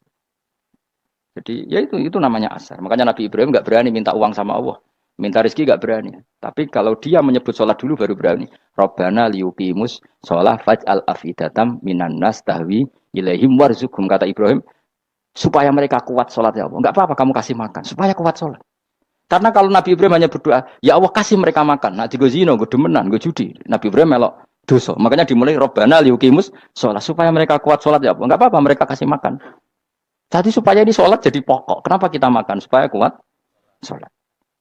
Andai kan Ibrahim hanya berdoa supaya kasih makan mereka. Kemudian kekuatan itu dipakai maksiat. Ibrahim kan ikut dosa. Itu sirinya kenapa doanya Robbana liyuqimus sholat. Ya. Jadi kata liyuqimus sholat didahulukan. Apa? Supaya mereka kuat sholat. Maka kasihlah makan, kasihlah rezeki. Jadi supaya sholat jadi pusat orientasi. Itu harus dilatih. Ya tentu kamu ngelatihnya ya sidik-sidik. Wong anak esopo kan gitu. Tapi ini kan cerita aja. Maksudnya orangnya biasa lah. Maksudnya biasa lah. Maksudnya aku mau cerita. Kue gelo ya monggo. Terus mutung ra ngaji ya monggo. Gampang. Kue ra ngaji, aku golek murid kok kue gampang. Kue golek guru kaya aku kangelan. Ya maksudnya sing gelem ngalah teko ini kan. Oh, liane larang yang nyewane. Wa asarohum lan bekas-bekasnya mereka. Makanya ketika Ahmad bin Hambal itu ahli hadis karena selagi riwayatnya dia dipakai orang tahu Rasulullah itu karena ahli hadis. Bener yang paling hebat tentu qala Rasulullah. Tapi apa artinya qala Rasulullah kalau enggak diriwayatkan dari ulama sampai kita. Tapi apa artinya sampai kita nak gak ono sing ngalahi maca ngene iki. Mburohno maca ngene. Paham ge? Ayo jajal ke tuku kitab Musnad Ahmad. Nak ora roh gubedi larang ngono tok. Mergo ora ono sing maca ora roh isine, paling kenangane apa? Gubedi larang. Tapi baru kayak sing maca kemudian bisa. Ini juga asar. Cuman kowe oleh niru nek aku mati ngorek jalale. Oleh niru. Tapi aja niru sesate. Kalau kamu berdoa itu yang tadarruk. Tadarruk itu ya yang sangat sopan wa khufya secara diam-diam atau secara enggak berlebihan. Terus hanya ayat innahu la yuhibbul mu'tadin. Allah itu tidak suka orang yang melewati batas. Itu termasuk melewati batas dalam doa karena ada unsur mendikte Allah. Saya memberi contoh tadi. Misalnya kita sebagai cowok berdoa ya Allah saya ingin punya istri cantik, sholihah, nasabnya baik, gak pernah cerewet, gak pernah apa. Itu kan nanti nyarinya juga susah.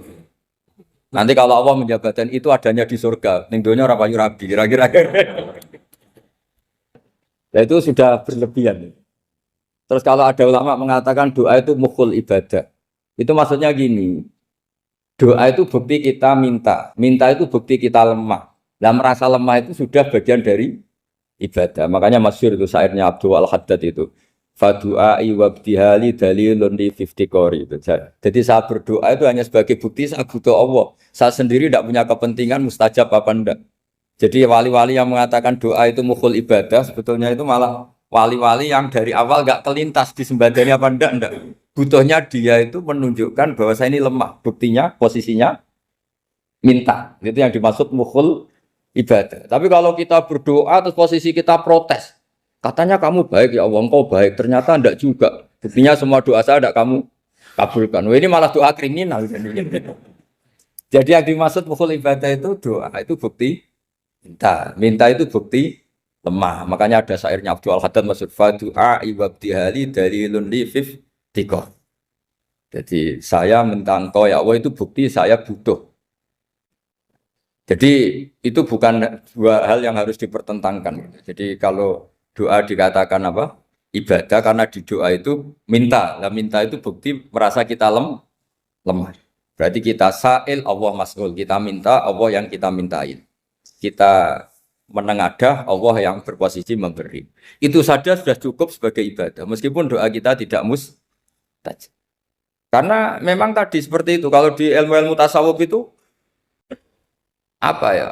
Doa itu memang benar-benar sudah mukul ibadah karena tadi perasaan merasa butuh sama Allah itu. Nah, merasa butuh itu, nah kalau kita berdoa merasa butuh sama yang kita minta, itu dalam ilmu tasawuf sudah kriminal, berarti kamu lebih butuh makhluknya. Misalnya begini ya, saya ingin punya rumah bagus, terus setelah punya rumah kredit saya utangnya banyak. Sebetulnya saya itu tidak pernah ingat Allah, gara-gara utang banyak, kredit jatuh tempo, terus melibatkan Allah. Ya Allah saya ini utang banyak, ini, terus tolong dibayar. Sebetulnya saya itu ingat utang, cuma Allah tak libatkan kan. Lah itu tidak akan jadi wali, yang jenis ini tidak akan jadi wali. Saya ingin jadi dosen, melibatkan siapa ya nanya? Melibatkan Allah, terus malam-malam bangun melibatkan Allah. Itu artinya apa? Kamu itu lebih ingin yang kamu minta ketimbang ingin Allah. Kalau wali itu enggak gitu, kangen Allah, terus tahu Allah itu zat pemberi, karena tahu Allah zat pemberi terus minta. Maka yang dikangen itu ya Allahnya dulu. Kalau kita kan enggak punya kasus dulu, punya keinginan banyak dulu. Baru ingat siapa yang bisa ya. Oh Allah. Allah kita libatkan. Ya untungnya Allah baik, mau ramal utang bukan mikir. Untungnya Allah enggak jawab itu. Jadi itu bedanya wali. Kalau wali itu kangen Allah dulu, baru minta. Kalau kita enggak, banyak masalah dulu, baru melibatkan Allah. Nah yang jenis ini tuh bahaya. Kalau enggak disembadani mesti ngomel ya. Gusti katanya kalau yang minta kamu kabulkan, ternyata ini enggak. Nanti kalau Allah jawab, kamu itu tidak kangen saya, kamu itu kangen uang, kangen perempuan cantik yang kamu inginkan. Terus kamu melibatkan saya.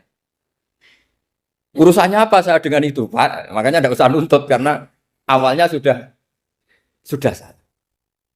Ya saya kira itu ya. Jadi ada ayat apa? Ud'u rabbakum tadarru'aw wa khufyah. Terusannya apa? Innahu la yuhibbul mu'tadin. Itu di semua tafsir dikatakan Allah enggak suka orang yang berlebihan dalam doa.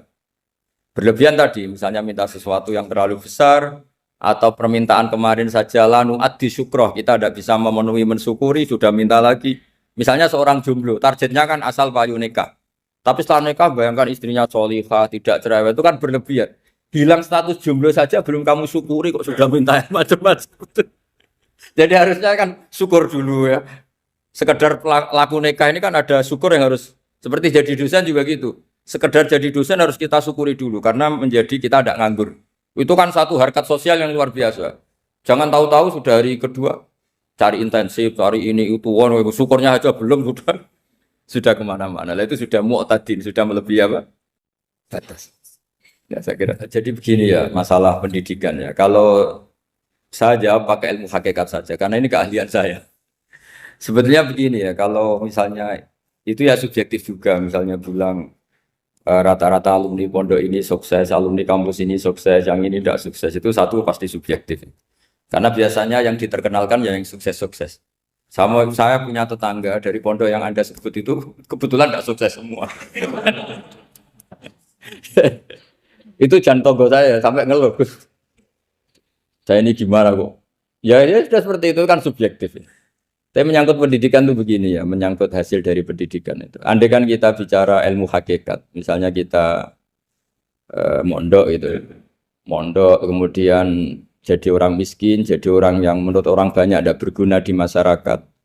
Ternyata kita ini orang yang kelihatan tidak punya karir, tapi kalau malam sujud sama Allah.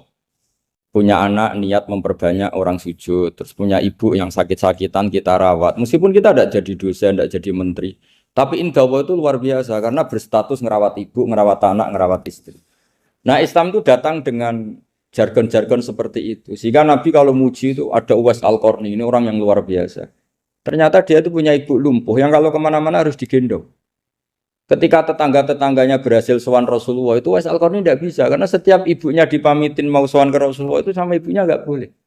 Tapi apa yang terjadi? Justru dipuji-puji Nabi sebaik-baiknya kurun. Kurun itu waktu adalah kurun yang ada Uwais Al-Qarni. Saya punya teman ini kisah nyata. Saya berkali-kali ngisi ngaji di komunitas ulama. Ini mungkin tidak bagus untuk kampus, tapi harus saya utarakan supaya ya kita evaluasi. Saya bilang gini, saya ini jadi kiai itu sering iri sama orang goblok. Orang goblok itu barokah kata saya gitu. Itu kiai-kiai kaget semua karena saya bilang orang goblok itu barokah. Saya beri contoh gini, misalnya saya pinter, terus juara MTQ, juara hafal Quran atau juara baca Quran secara tartil. Ujung-ujungnya saya dapat apa?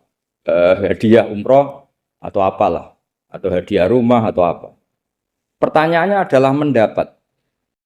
Saya ulang lagi, mendapat. Sementara ada santri yang bodoh, gara-gara bodoh itu dosen UI yang enggak, jadi kiai yang enggak, akhirnya dia jadi bekerja di Korea. Barokahnya bodoh tadi. Karena di Korea melihat orang ateis, akhirnya dia kepikiran bikin masjid. Sebagian gajinya disumbangkan untuk masjid. Ini bodoh pendiri masjid. Tapi kita gara-gara dosen dakwah di masjid, ini pinter dapat uang dari masjid. Nah ini bukan nyindir, ini biasa saja, ini maksud saya. Maksud saya, kamu jangan ngabaikan hidup. Akhirnya apa yang terjadi? Saya ini punya teman ini betul. Saya ini kan kecelok dulu tuh Gus Alim. Nasib saya di mana-mana dihormati. Kadang saya merasa dosa. Kok dihormati? Saya punya teman, dulu gobloknya minta ampun sekolah, sekelas maksudnya. Gobloknya, soalnya gobloknya harus disepakati. Sudah. Iya, goblok mujma'al ya kira-kira. Singkat cerita, dia itu hidup di pedalaman Kalimantan sekitar tahun 92. Dulu kan biasalah di dalam hutan itu pasti ada penebangan hutan macam. Dia ada bosnya, yang jelas dia ada bosnya. Saya yakin juga agak kriminal. Karena dia tidak yang illegal logging. Pokoknya ditakdir dia hidup di tengah hutan. Ikut orang. Setelah itu dulu nggak ada HP. Sering kirim surat ke saya, Gus, saya ini hidup di tengah hutan. Tapi saya ini muslim pernah mondok. Kalau nggak bikin Jumat itu nggak enak. Bikinlah dia Jumatan. Nah karena dia pernah ngaji fikih Syafi'i, kalau Jumatan nggak ada orang 40 itu harusnya zuhur tidak Jumatan. Tapi orang yang kerja di situ tidak mau. Wong dino Jumat kok zuhuran loh Pak. Kalau dino Jumat ya Jumatan ya. Tanya saya, Gus itu kalau ada kaulnya enggak supaya Jumatan ndak orang 40 sah. Singkat cerita dia lama-lama jadi pendiri masjid di situ. Dia punya sedikit gaji ya dipakai masjid, punya sedikit tanah diwakafkan untuk masjid. Artinya apa? Indawa ini banyak orang bodoh, ternyata di komunitasnya dia muassis, pendiri, pemberi. Sementara kita yang kecelok pinter, dapat umroh, dapat bonus. Kira-kira nanti kita ketemu Allah. Kamu pernah nyumbang Islam apa? Yang bodoh jawab, oh nanti Gusti bikin masjid di pedalaman. Kita yang pinter. Kayaknya kalau memberi, enggak lah Gusti. Reputasinya mendapat. Ketika Nabi memenangkan perang Badar, itu ada Asra Badrin, tawanan-tawanan perang Badar. Nabi suka musyawarah, suka rembukan. Ya Abu Bakar, menurut kamu tawanan ini diapakan? Kata Abu Bakar, hum asyiratuka. Mereka itu keluarga engkau, orang-orang Quraisy. Ya dibebaskan saja. Pakai tebusan. Nanti uang itu kita kelola supaya jadi penguat Islam. Dan orang-orang ini merasa utang jasa karena harusnya dibunuh, tapi kita bebaskan. Tanya, bagaimana kamu ya Umar menurut kamu? Kata Umar, ini kan orang-orang yang dulu ingin bunuh kamu, yang ingin menghabisi jenengan, ingin dan sudah ngusir jenengan. Ya setelah ketangkap ya dibunuh kok repot. Apa kata Rasulullah? Rasulullah spontan ngendikan, inna masalah kayak Abu Bakrin kama sali Ibrahim. Kamu ibarat kayak Nabi Ibrahim.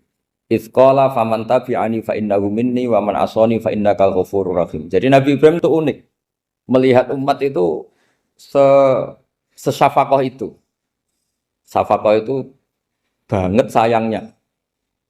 Nabi Ibrahim cara berpikir, faman tabi'ani fa innahu minni. Orang yang ikut saya ya Allah pasti golongan saya. Tentu layak masuk surga.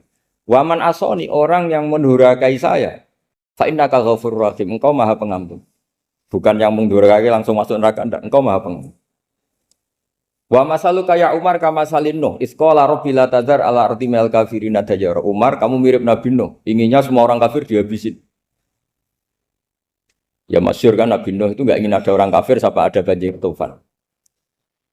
Nah kalau sampean tanya bedanya apa dengan garis keras sekarang? Bedanya ya beda sekali. Kalau Nabi Nuh benci sama orang kafir itu diserahkan yang punya. Sehingga yang punya yaitu Allah yang menghukum dengan banjir bandang. Tapi kalau kita kan kadang kita bertindak sendiri. Jadi potensi disalahkan. Yang jelas dalam hadis-hadis sahih, Nabi Nuh itu tidak bisa mensyafaati karena itu.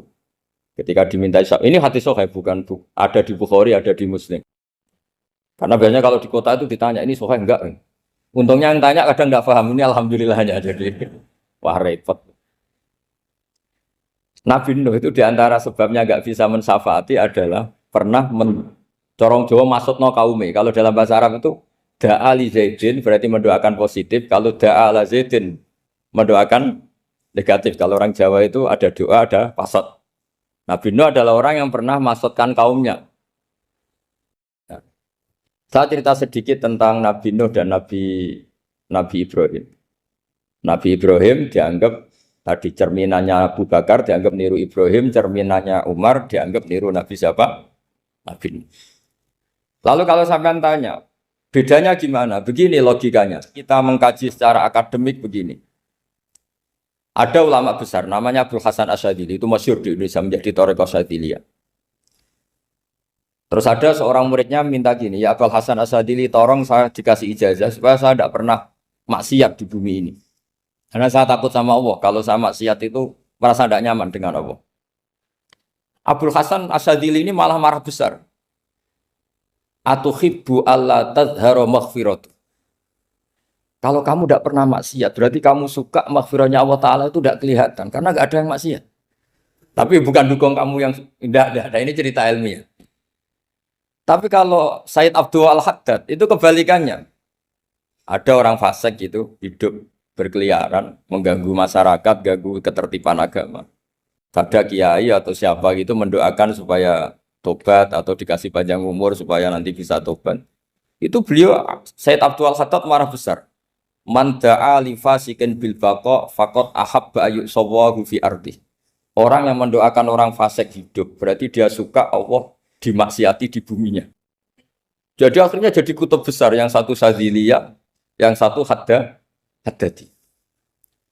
Kenapa ya? Karena tadi yang satu cerminan Nabi Isa, yang satu cerminan Nabi Yahya. Sebagaimana sabda Rasulullah tadi, ulama ummati ka anbiya'i bani Israil. Juga masyhur dalam aplikasi pengajaran juga gitu. Masyhur sekali dalam kitab-kitab diceritakan. Kalau Said Abdul Al-Haddad, kalau ada orang sowan itu, kamu ngaji sama siapa? Sama si A. Gitu. Pernah nangis gak pas ngajar? Gak pernah. Udah gak terus, gak usah diterusin ngaji orang seperti itu. Hatinya atas, ya. Wong ora iso nangis. Ya. Tapi kalau Abdul Hasan Asyadzili kebalikan. Kamu ngaji sama siapa? Sama si A. Pernah tertawa enggak kalau ngaji? Enggak pernah. Udah, enggak usah ngaji sama orang itu. Orang enggak bisa syukur. jadi itu manhaj besar. Nah, akhirnya orang-orang kayak kita ini enggak jelas semua. Nangis ya bisa, syukur, guyu ya bisa. Cuma celakanya kalau kita nangis karena enggak punya uang, kalau guyu karena punya uang, itu masalahnya. Tapi kalau wali-wali dulu enggak. Kalau senyum ya karena saking yakin rahmatnya Allah itu wasiat rahmatu. Kalau nangis ya karena takut azabnya Allah. Kalau kita kan enggak, sangat-sangat materialistik. Ini yang membedakan kita. Sebenarnya nangis dan senyum itu satu keharusan karena Allah punya madharul jalal. Ketika Allah dengan sifat keagungannya, maka kita ini seorang Jawa serako bersenyum. Tapi Allah itu kadang sebagai madharul jamal. Adanya satu keasikan. Sehingga yang merengut itu yang salah. Makanya dalam ilmu tasawuf, kutub wali itu hanya dua. Allah dengan madharul jalal, dengan Allah yang madharul jamal. Contoh madharul jalal misalnya gini. Ketika Nabi Musa ingin melihat Allah, saking kangennya ingin melihat Allah, Rabbi arini anzur ilaik. Ya Allah, saya beri hak untuk melihat engkau. Allah dengan jalalnya, Allah dengan jalalnya gini, Allah itu qadim, superior. Tentu nggak layak tersentuh barang hadis. Barang hadis itu makhluk. Sehingga ketika falam mata jalla rabbuhu lil jabali ja'alahu dakka wa kharra Musa sa'iqa. Sehingga nggak levelnya, apapun hebatnya Nabi ini tetap makhluk. Sementara Allah itu qadim. Nggak kuat. Makhluk yang fana ini, yang profan ini nggak kuat. Nggak kuat menampung zat yang qadim, yang superior. Sehingga gunung pun hancur. Nabi Musa pingsan. Tapi ketika Allah dengan Madharul Jamal, Madharul Jamal itu Allah dengan keindahannya, dengan kasih sayangnya, memberi hak makhluknya untuk melihat. Nah di sini ini Allah sering ngendikan wujuhu yauma idzin nadhirah ila rabbiha nadhirah. Nanti ada wajah-wajah yang di surga itu melihat saya kata. Tapi apakah betul melihat kayak saya melihat dosen, melihat Pak Rektor, melihat teman-teman itu tidak bisa. Karena Allah itu qadim, sehingga meskipun manusia ahlul jannah melihat Allah, tetap Allah ngendikan la tudrikuhul absar wa huwa yudrikul absar. Karena Allah di balik jamalnya ya punya jalal, di balik jalalnya juga punya jalal. Sehingga selalu di Quran itu diulang beberapa kali supaya proporsional. Nah, kenapa ahli sunnah tetap berkeyakinan Allah bisa dilihat? Logikanya begini. Fa inna kulla maujudin yasihu ayyura. Allah itu zat sing nyata-nyata wujud dan punya eksistensi. Di mana-mana sesuatu yang wujud itu layak untuk bisa dilihat. Lalu pertanyaannya gini, kenapa kita tidak bisa melihat sekarang kok nunggu di akhirat? Karena mata kita sekarang itu profan, fana. Sementara kita setelah di surga, tubuh kita didesain abadi. Ya saya ulang lagi ya, setelah kita di surga, semua fisik kita ini didesain abadi. Tentu karena desainnya sudah abadi, layak melihat zat yang abadi.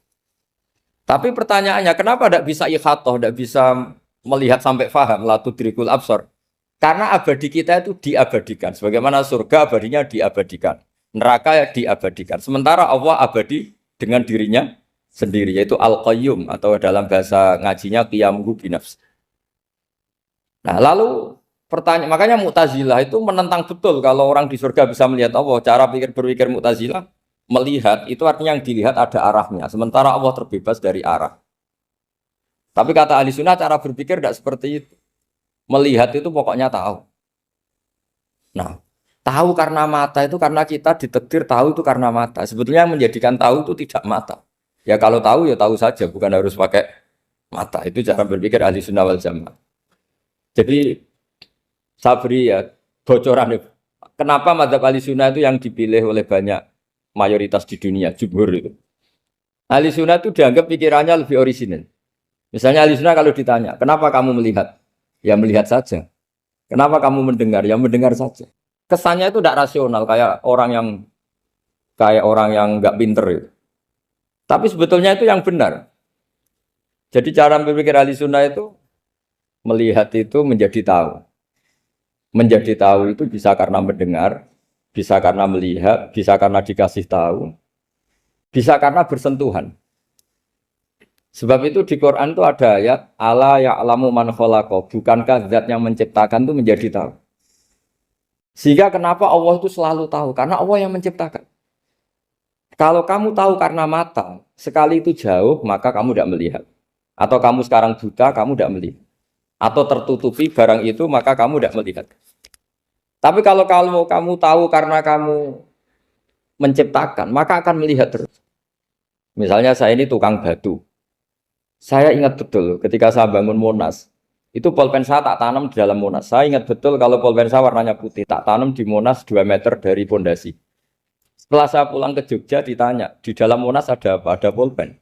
Posisinya 2 meter dari pondasi. Kenapa saya tahu? Karena saya yang menciptakan. Nah, karena menciptakan ini sehingga tahu saya akan terus-menerus.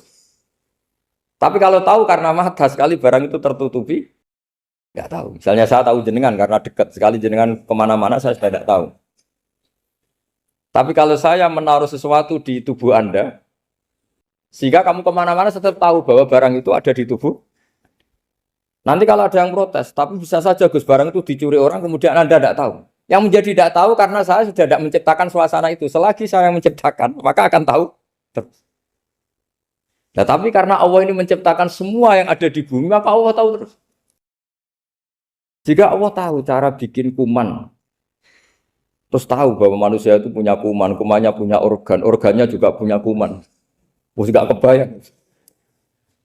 Kamu bayangkan kayak makanya Allah itu kalau cerita sederhana, Inna wuha la yastahi ayyadriba masalam ma ba'udatan fama fawqaha. Allah itu tidak malu bikin perumpamaan nyamuk, karena nyamuk itu lebih dahsyat dibanding gajah. Para pematung itu disuruh bikin gajah masih mampu, bikinkan patung gajah, mungkin masih sanggup. Tapi kalau tak suruh bikin patung nyamuk, nggak usah bikin hidup, patungnya saja sekecil itu. Padahal nyamuk kecil itu punya organ tubuh. Lalu bikinnya organ tubuh nyamuk itu kayak apa? Organnya punya kuman. Kumannya punya organ. Organnya juga punya kuman. Sehingga orang-orang alim itu baca nyamuk itu lebih jadi ayat Allah ketimbang melihat dinosaurus. Tapi sekarang orang itu nggak tertarik ceritanya.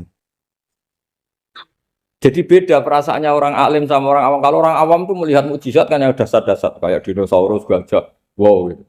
Kalau orang alim nggak, malah melihat nyamuk.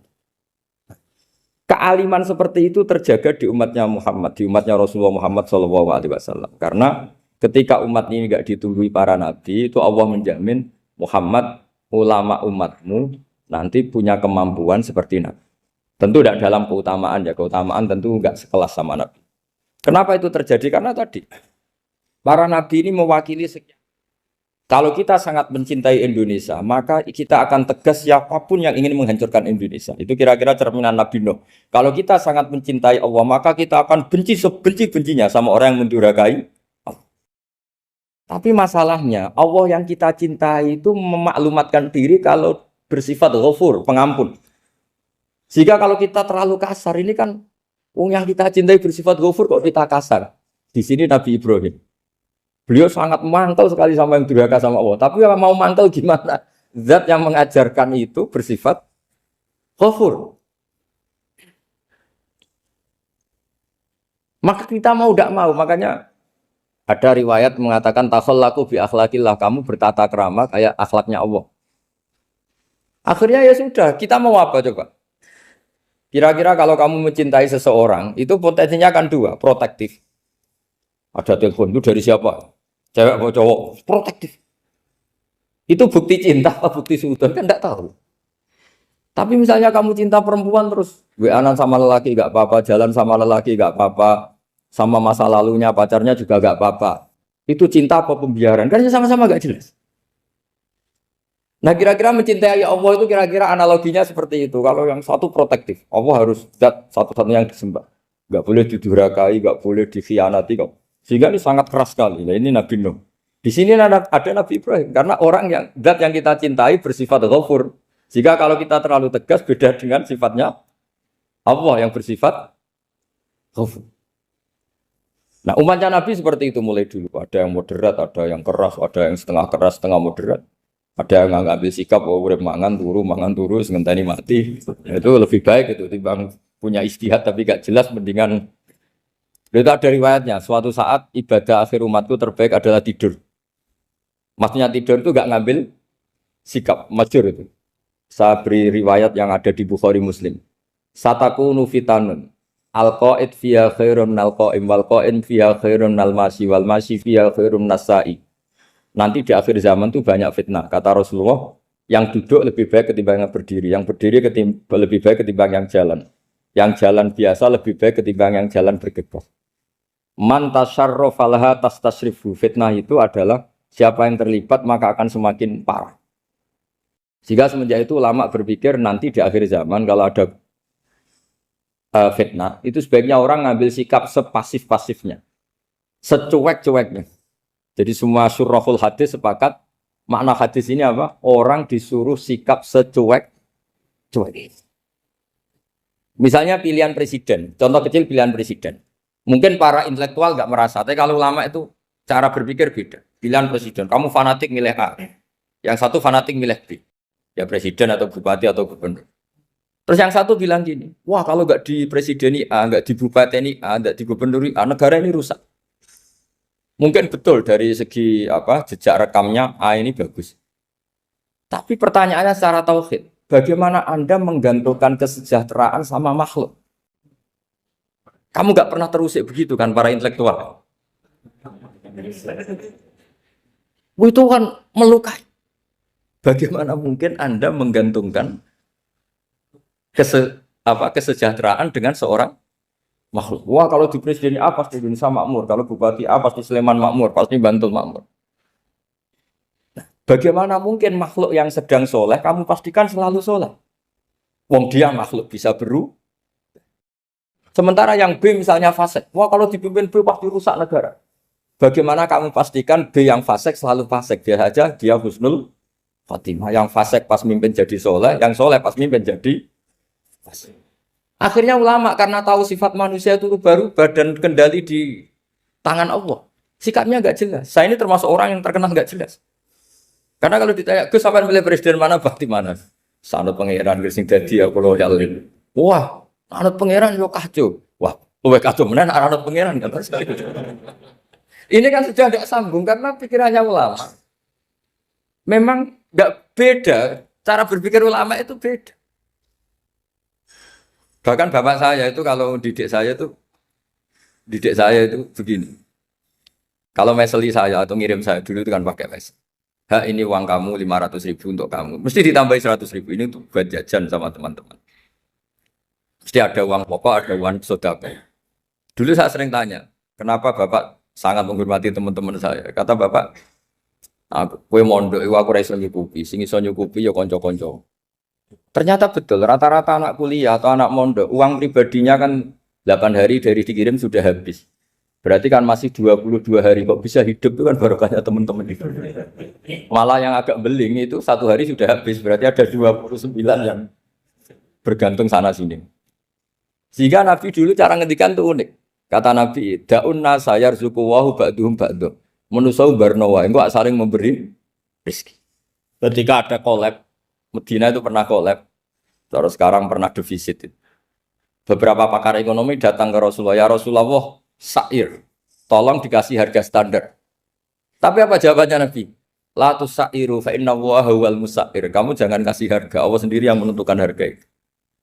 Terus kata Nabi, kenapa engkau begitu ya Rasulullah? Ini negara harus ditentukan harga karena gini-gini. Kata Nabi, saya tidak ingin ketemu Allah dalam keadaan dolim.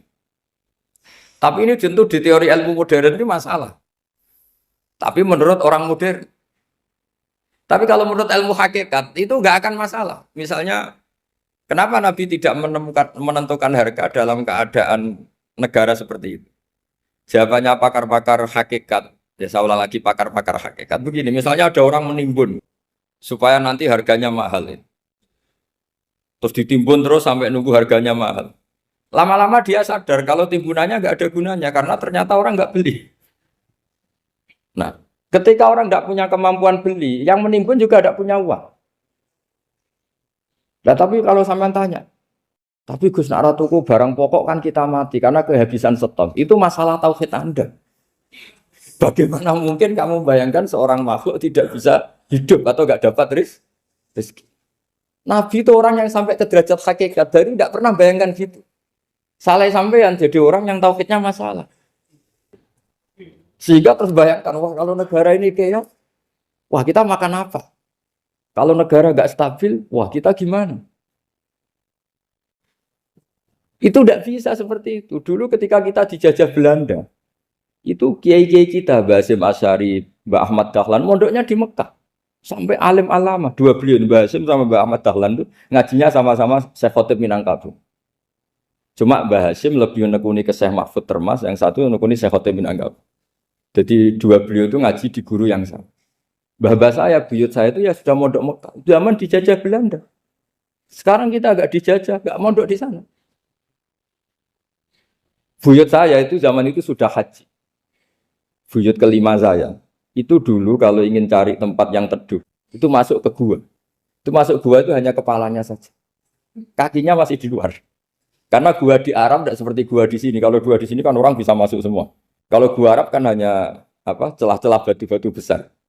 Sehingga ketika Rasulullah hijrah ke Madinah, singgah di Gua Sur, kata Abu Bakar gimana? Andai kan ada orang kafir di depan gua.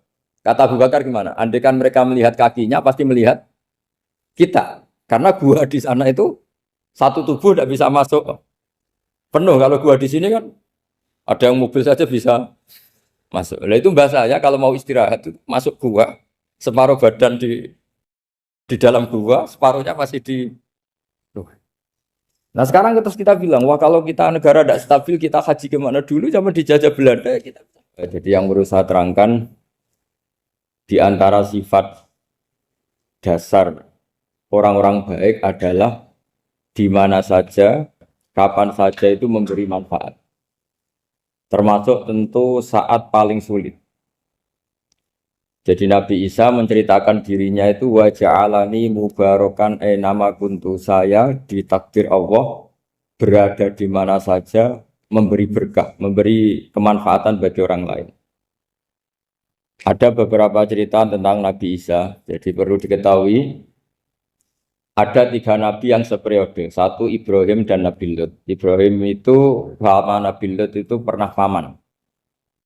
Kedua Nabi Musa dan Harun. Sebetulnya yang jadi nabi itu Nabi Musa, tapi Nabi Musa karena alsak, lisannya tidak jelas, minta Nabi Harun, ya tentu minta kepada Allah supaya Nabi Harun jadikan nabi. Terus ketiga, Nabi Isa dan Yahya. Yahya bin Zakaria, terus Isa ini pernah keponakan Zakaria. Kira-kira kalau di Jawa ya misanan antara Yahya dan Jawa Isa.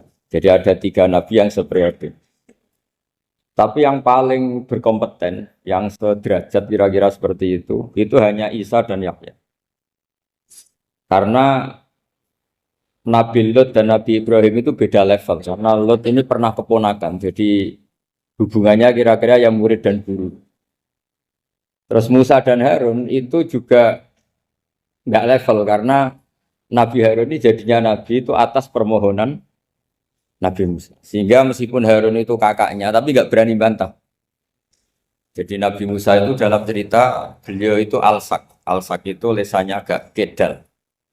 Tapi ini alsak yang barokah. Jadi dulu ceritanya Musa kecil karena dia seorang Nabi, beliau seorang Nabi.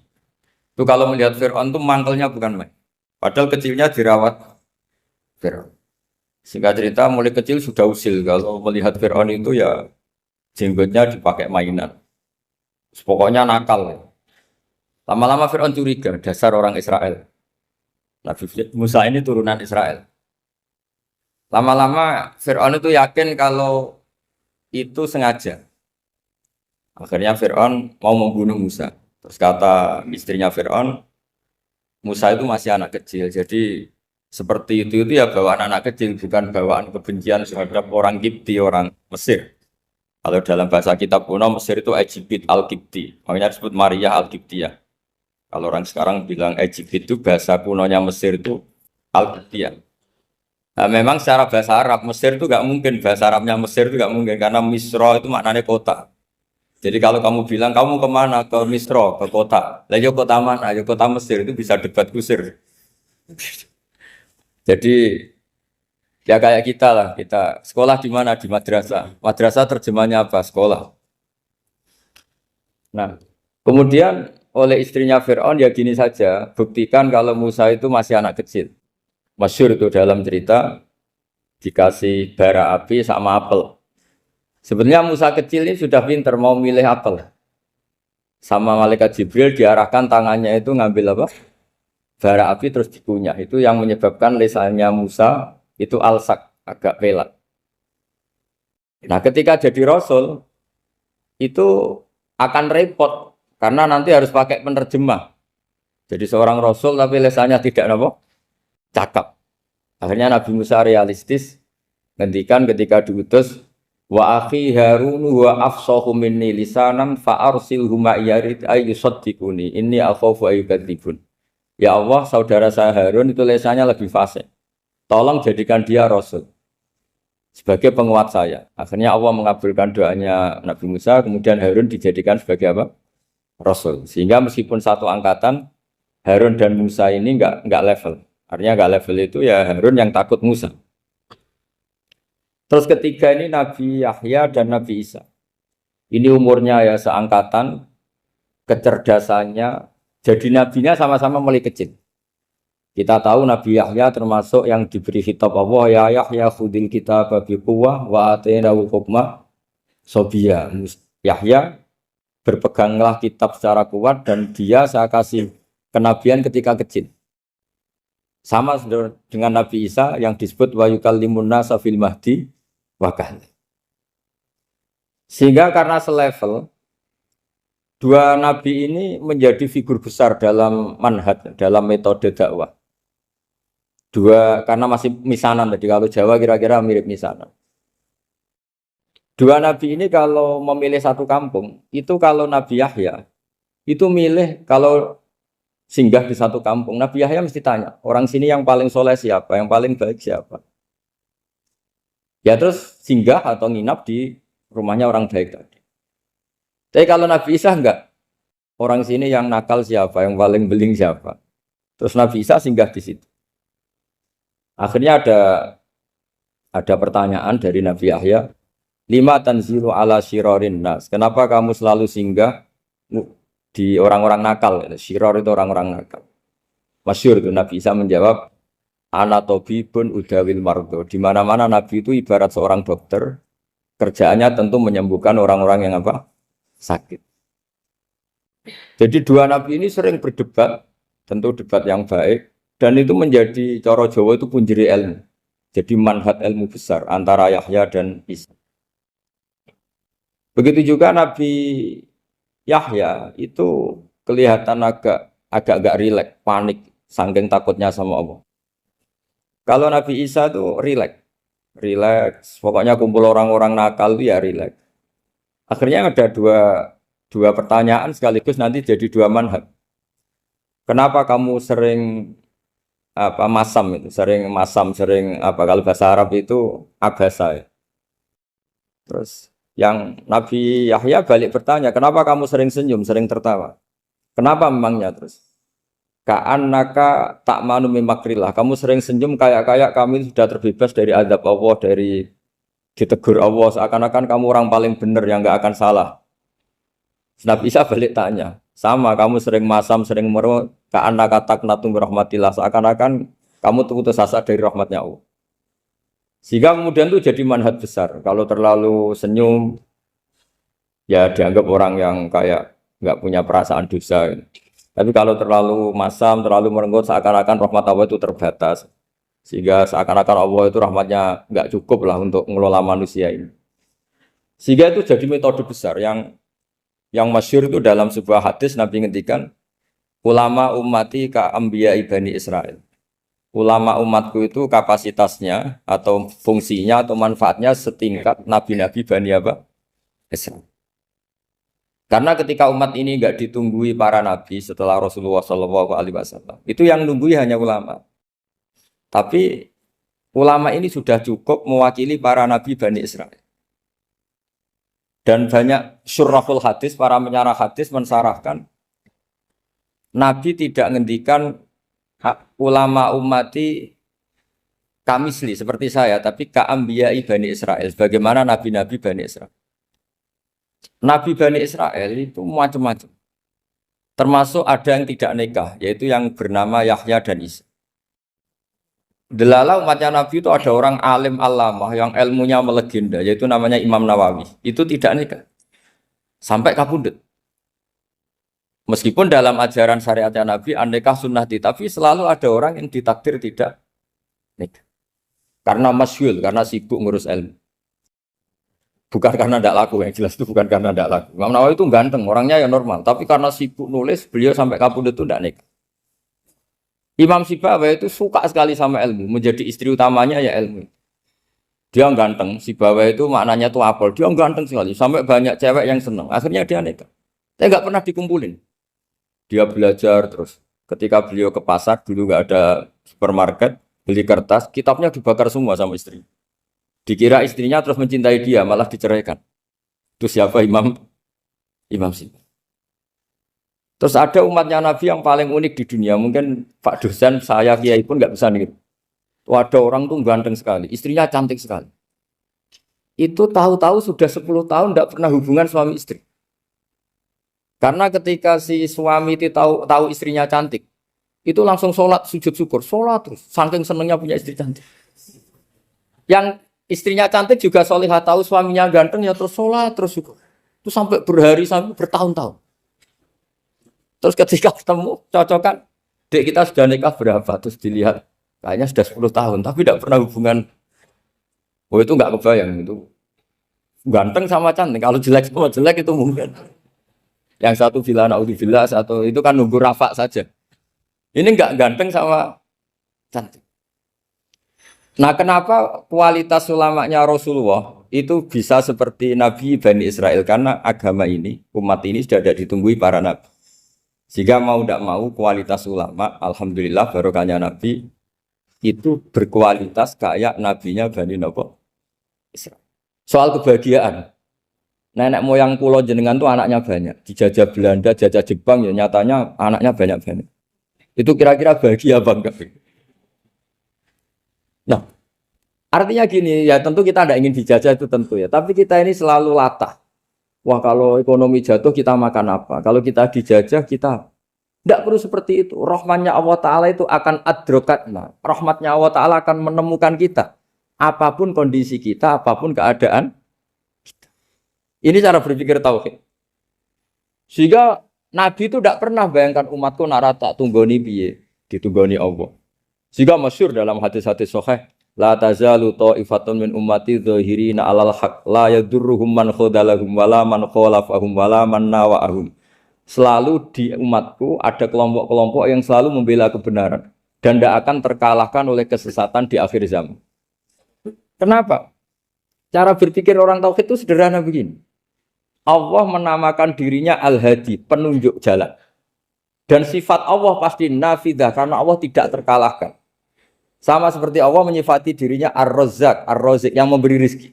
Maka orang segoblok apapun, selumpuh apapun, selemah apapun tetap dapat rizki. Sama, Allah mensifati dirinya Al-Hadi, memberi petunjuk. Maka zaman serusak apapun orang tetap dapat petunjuk.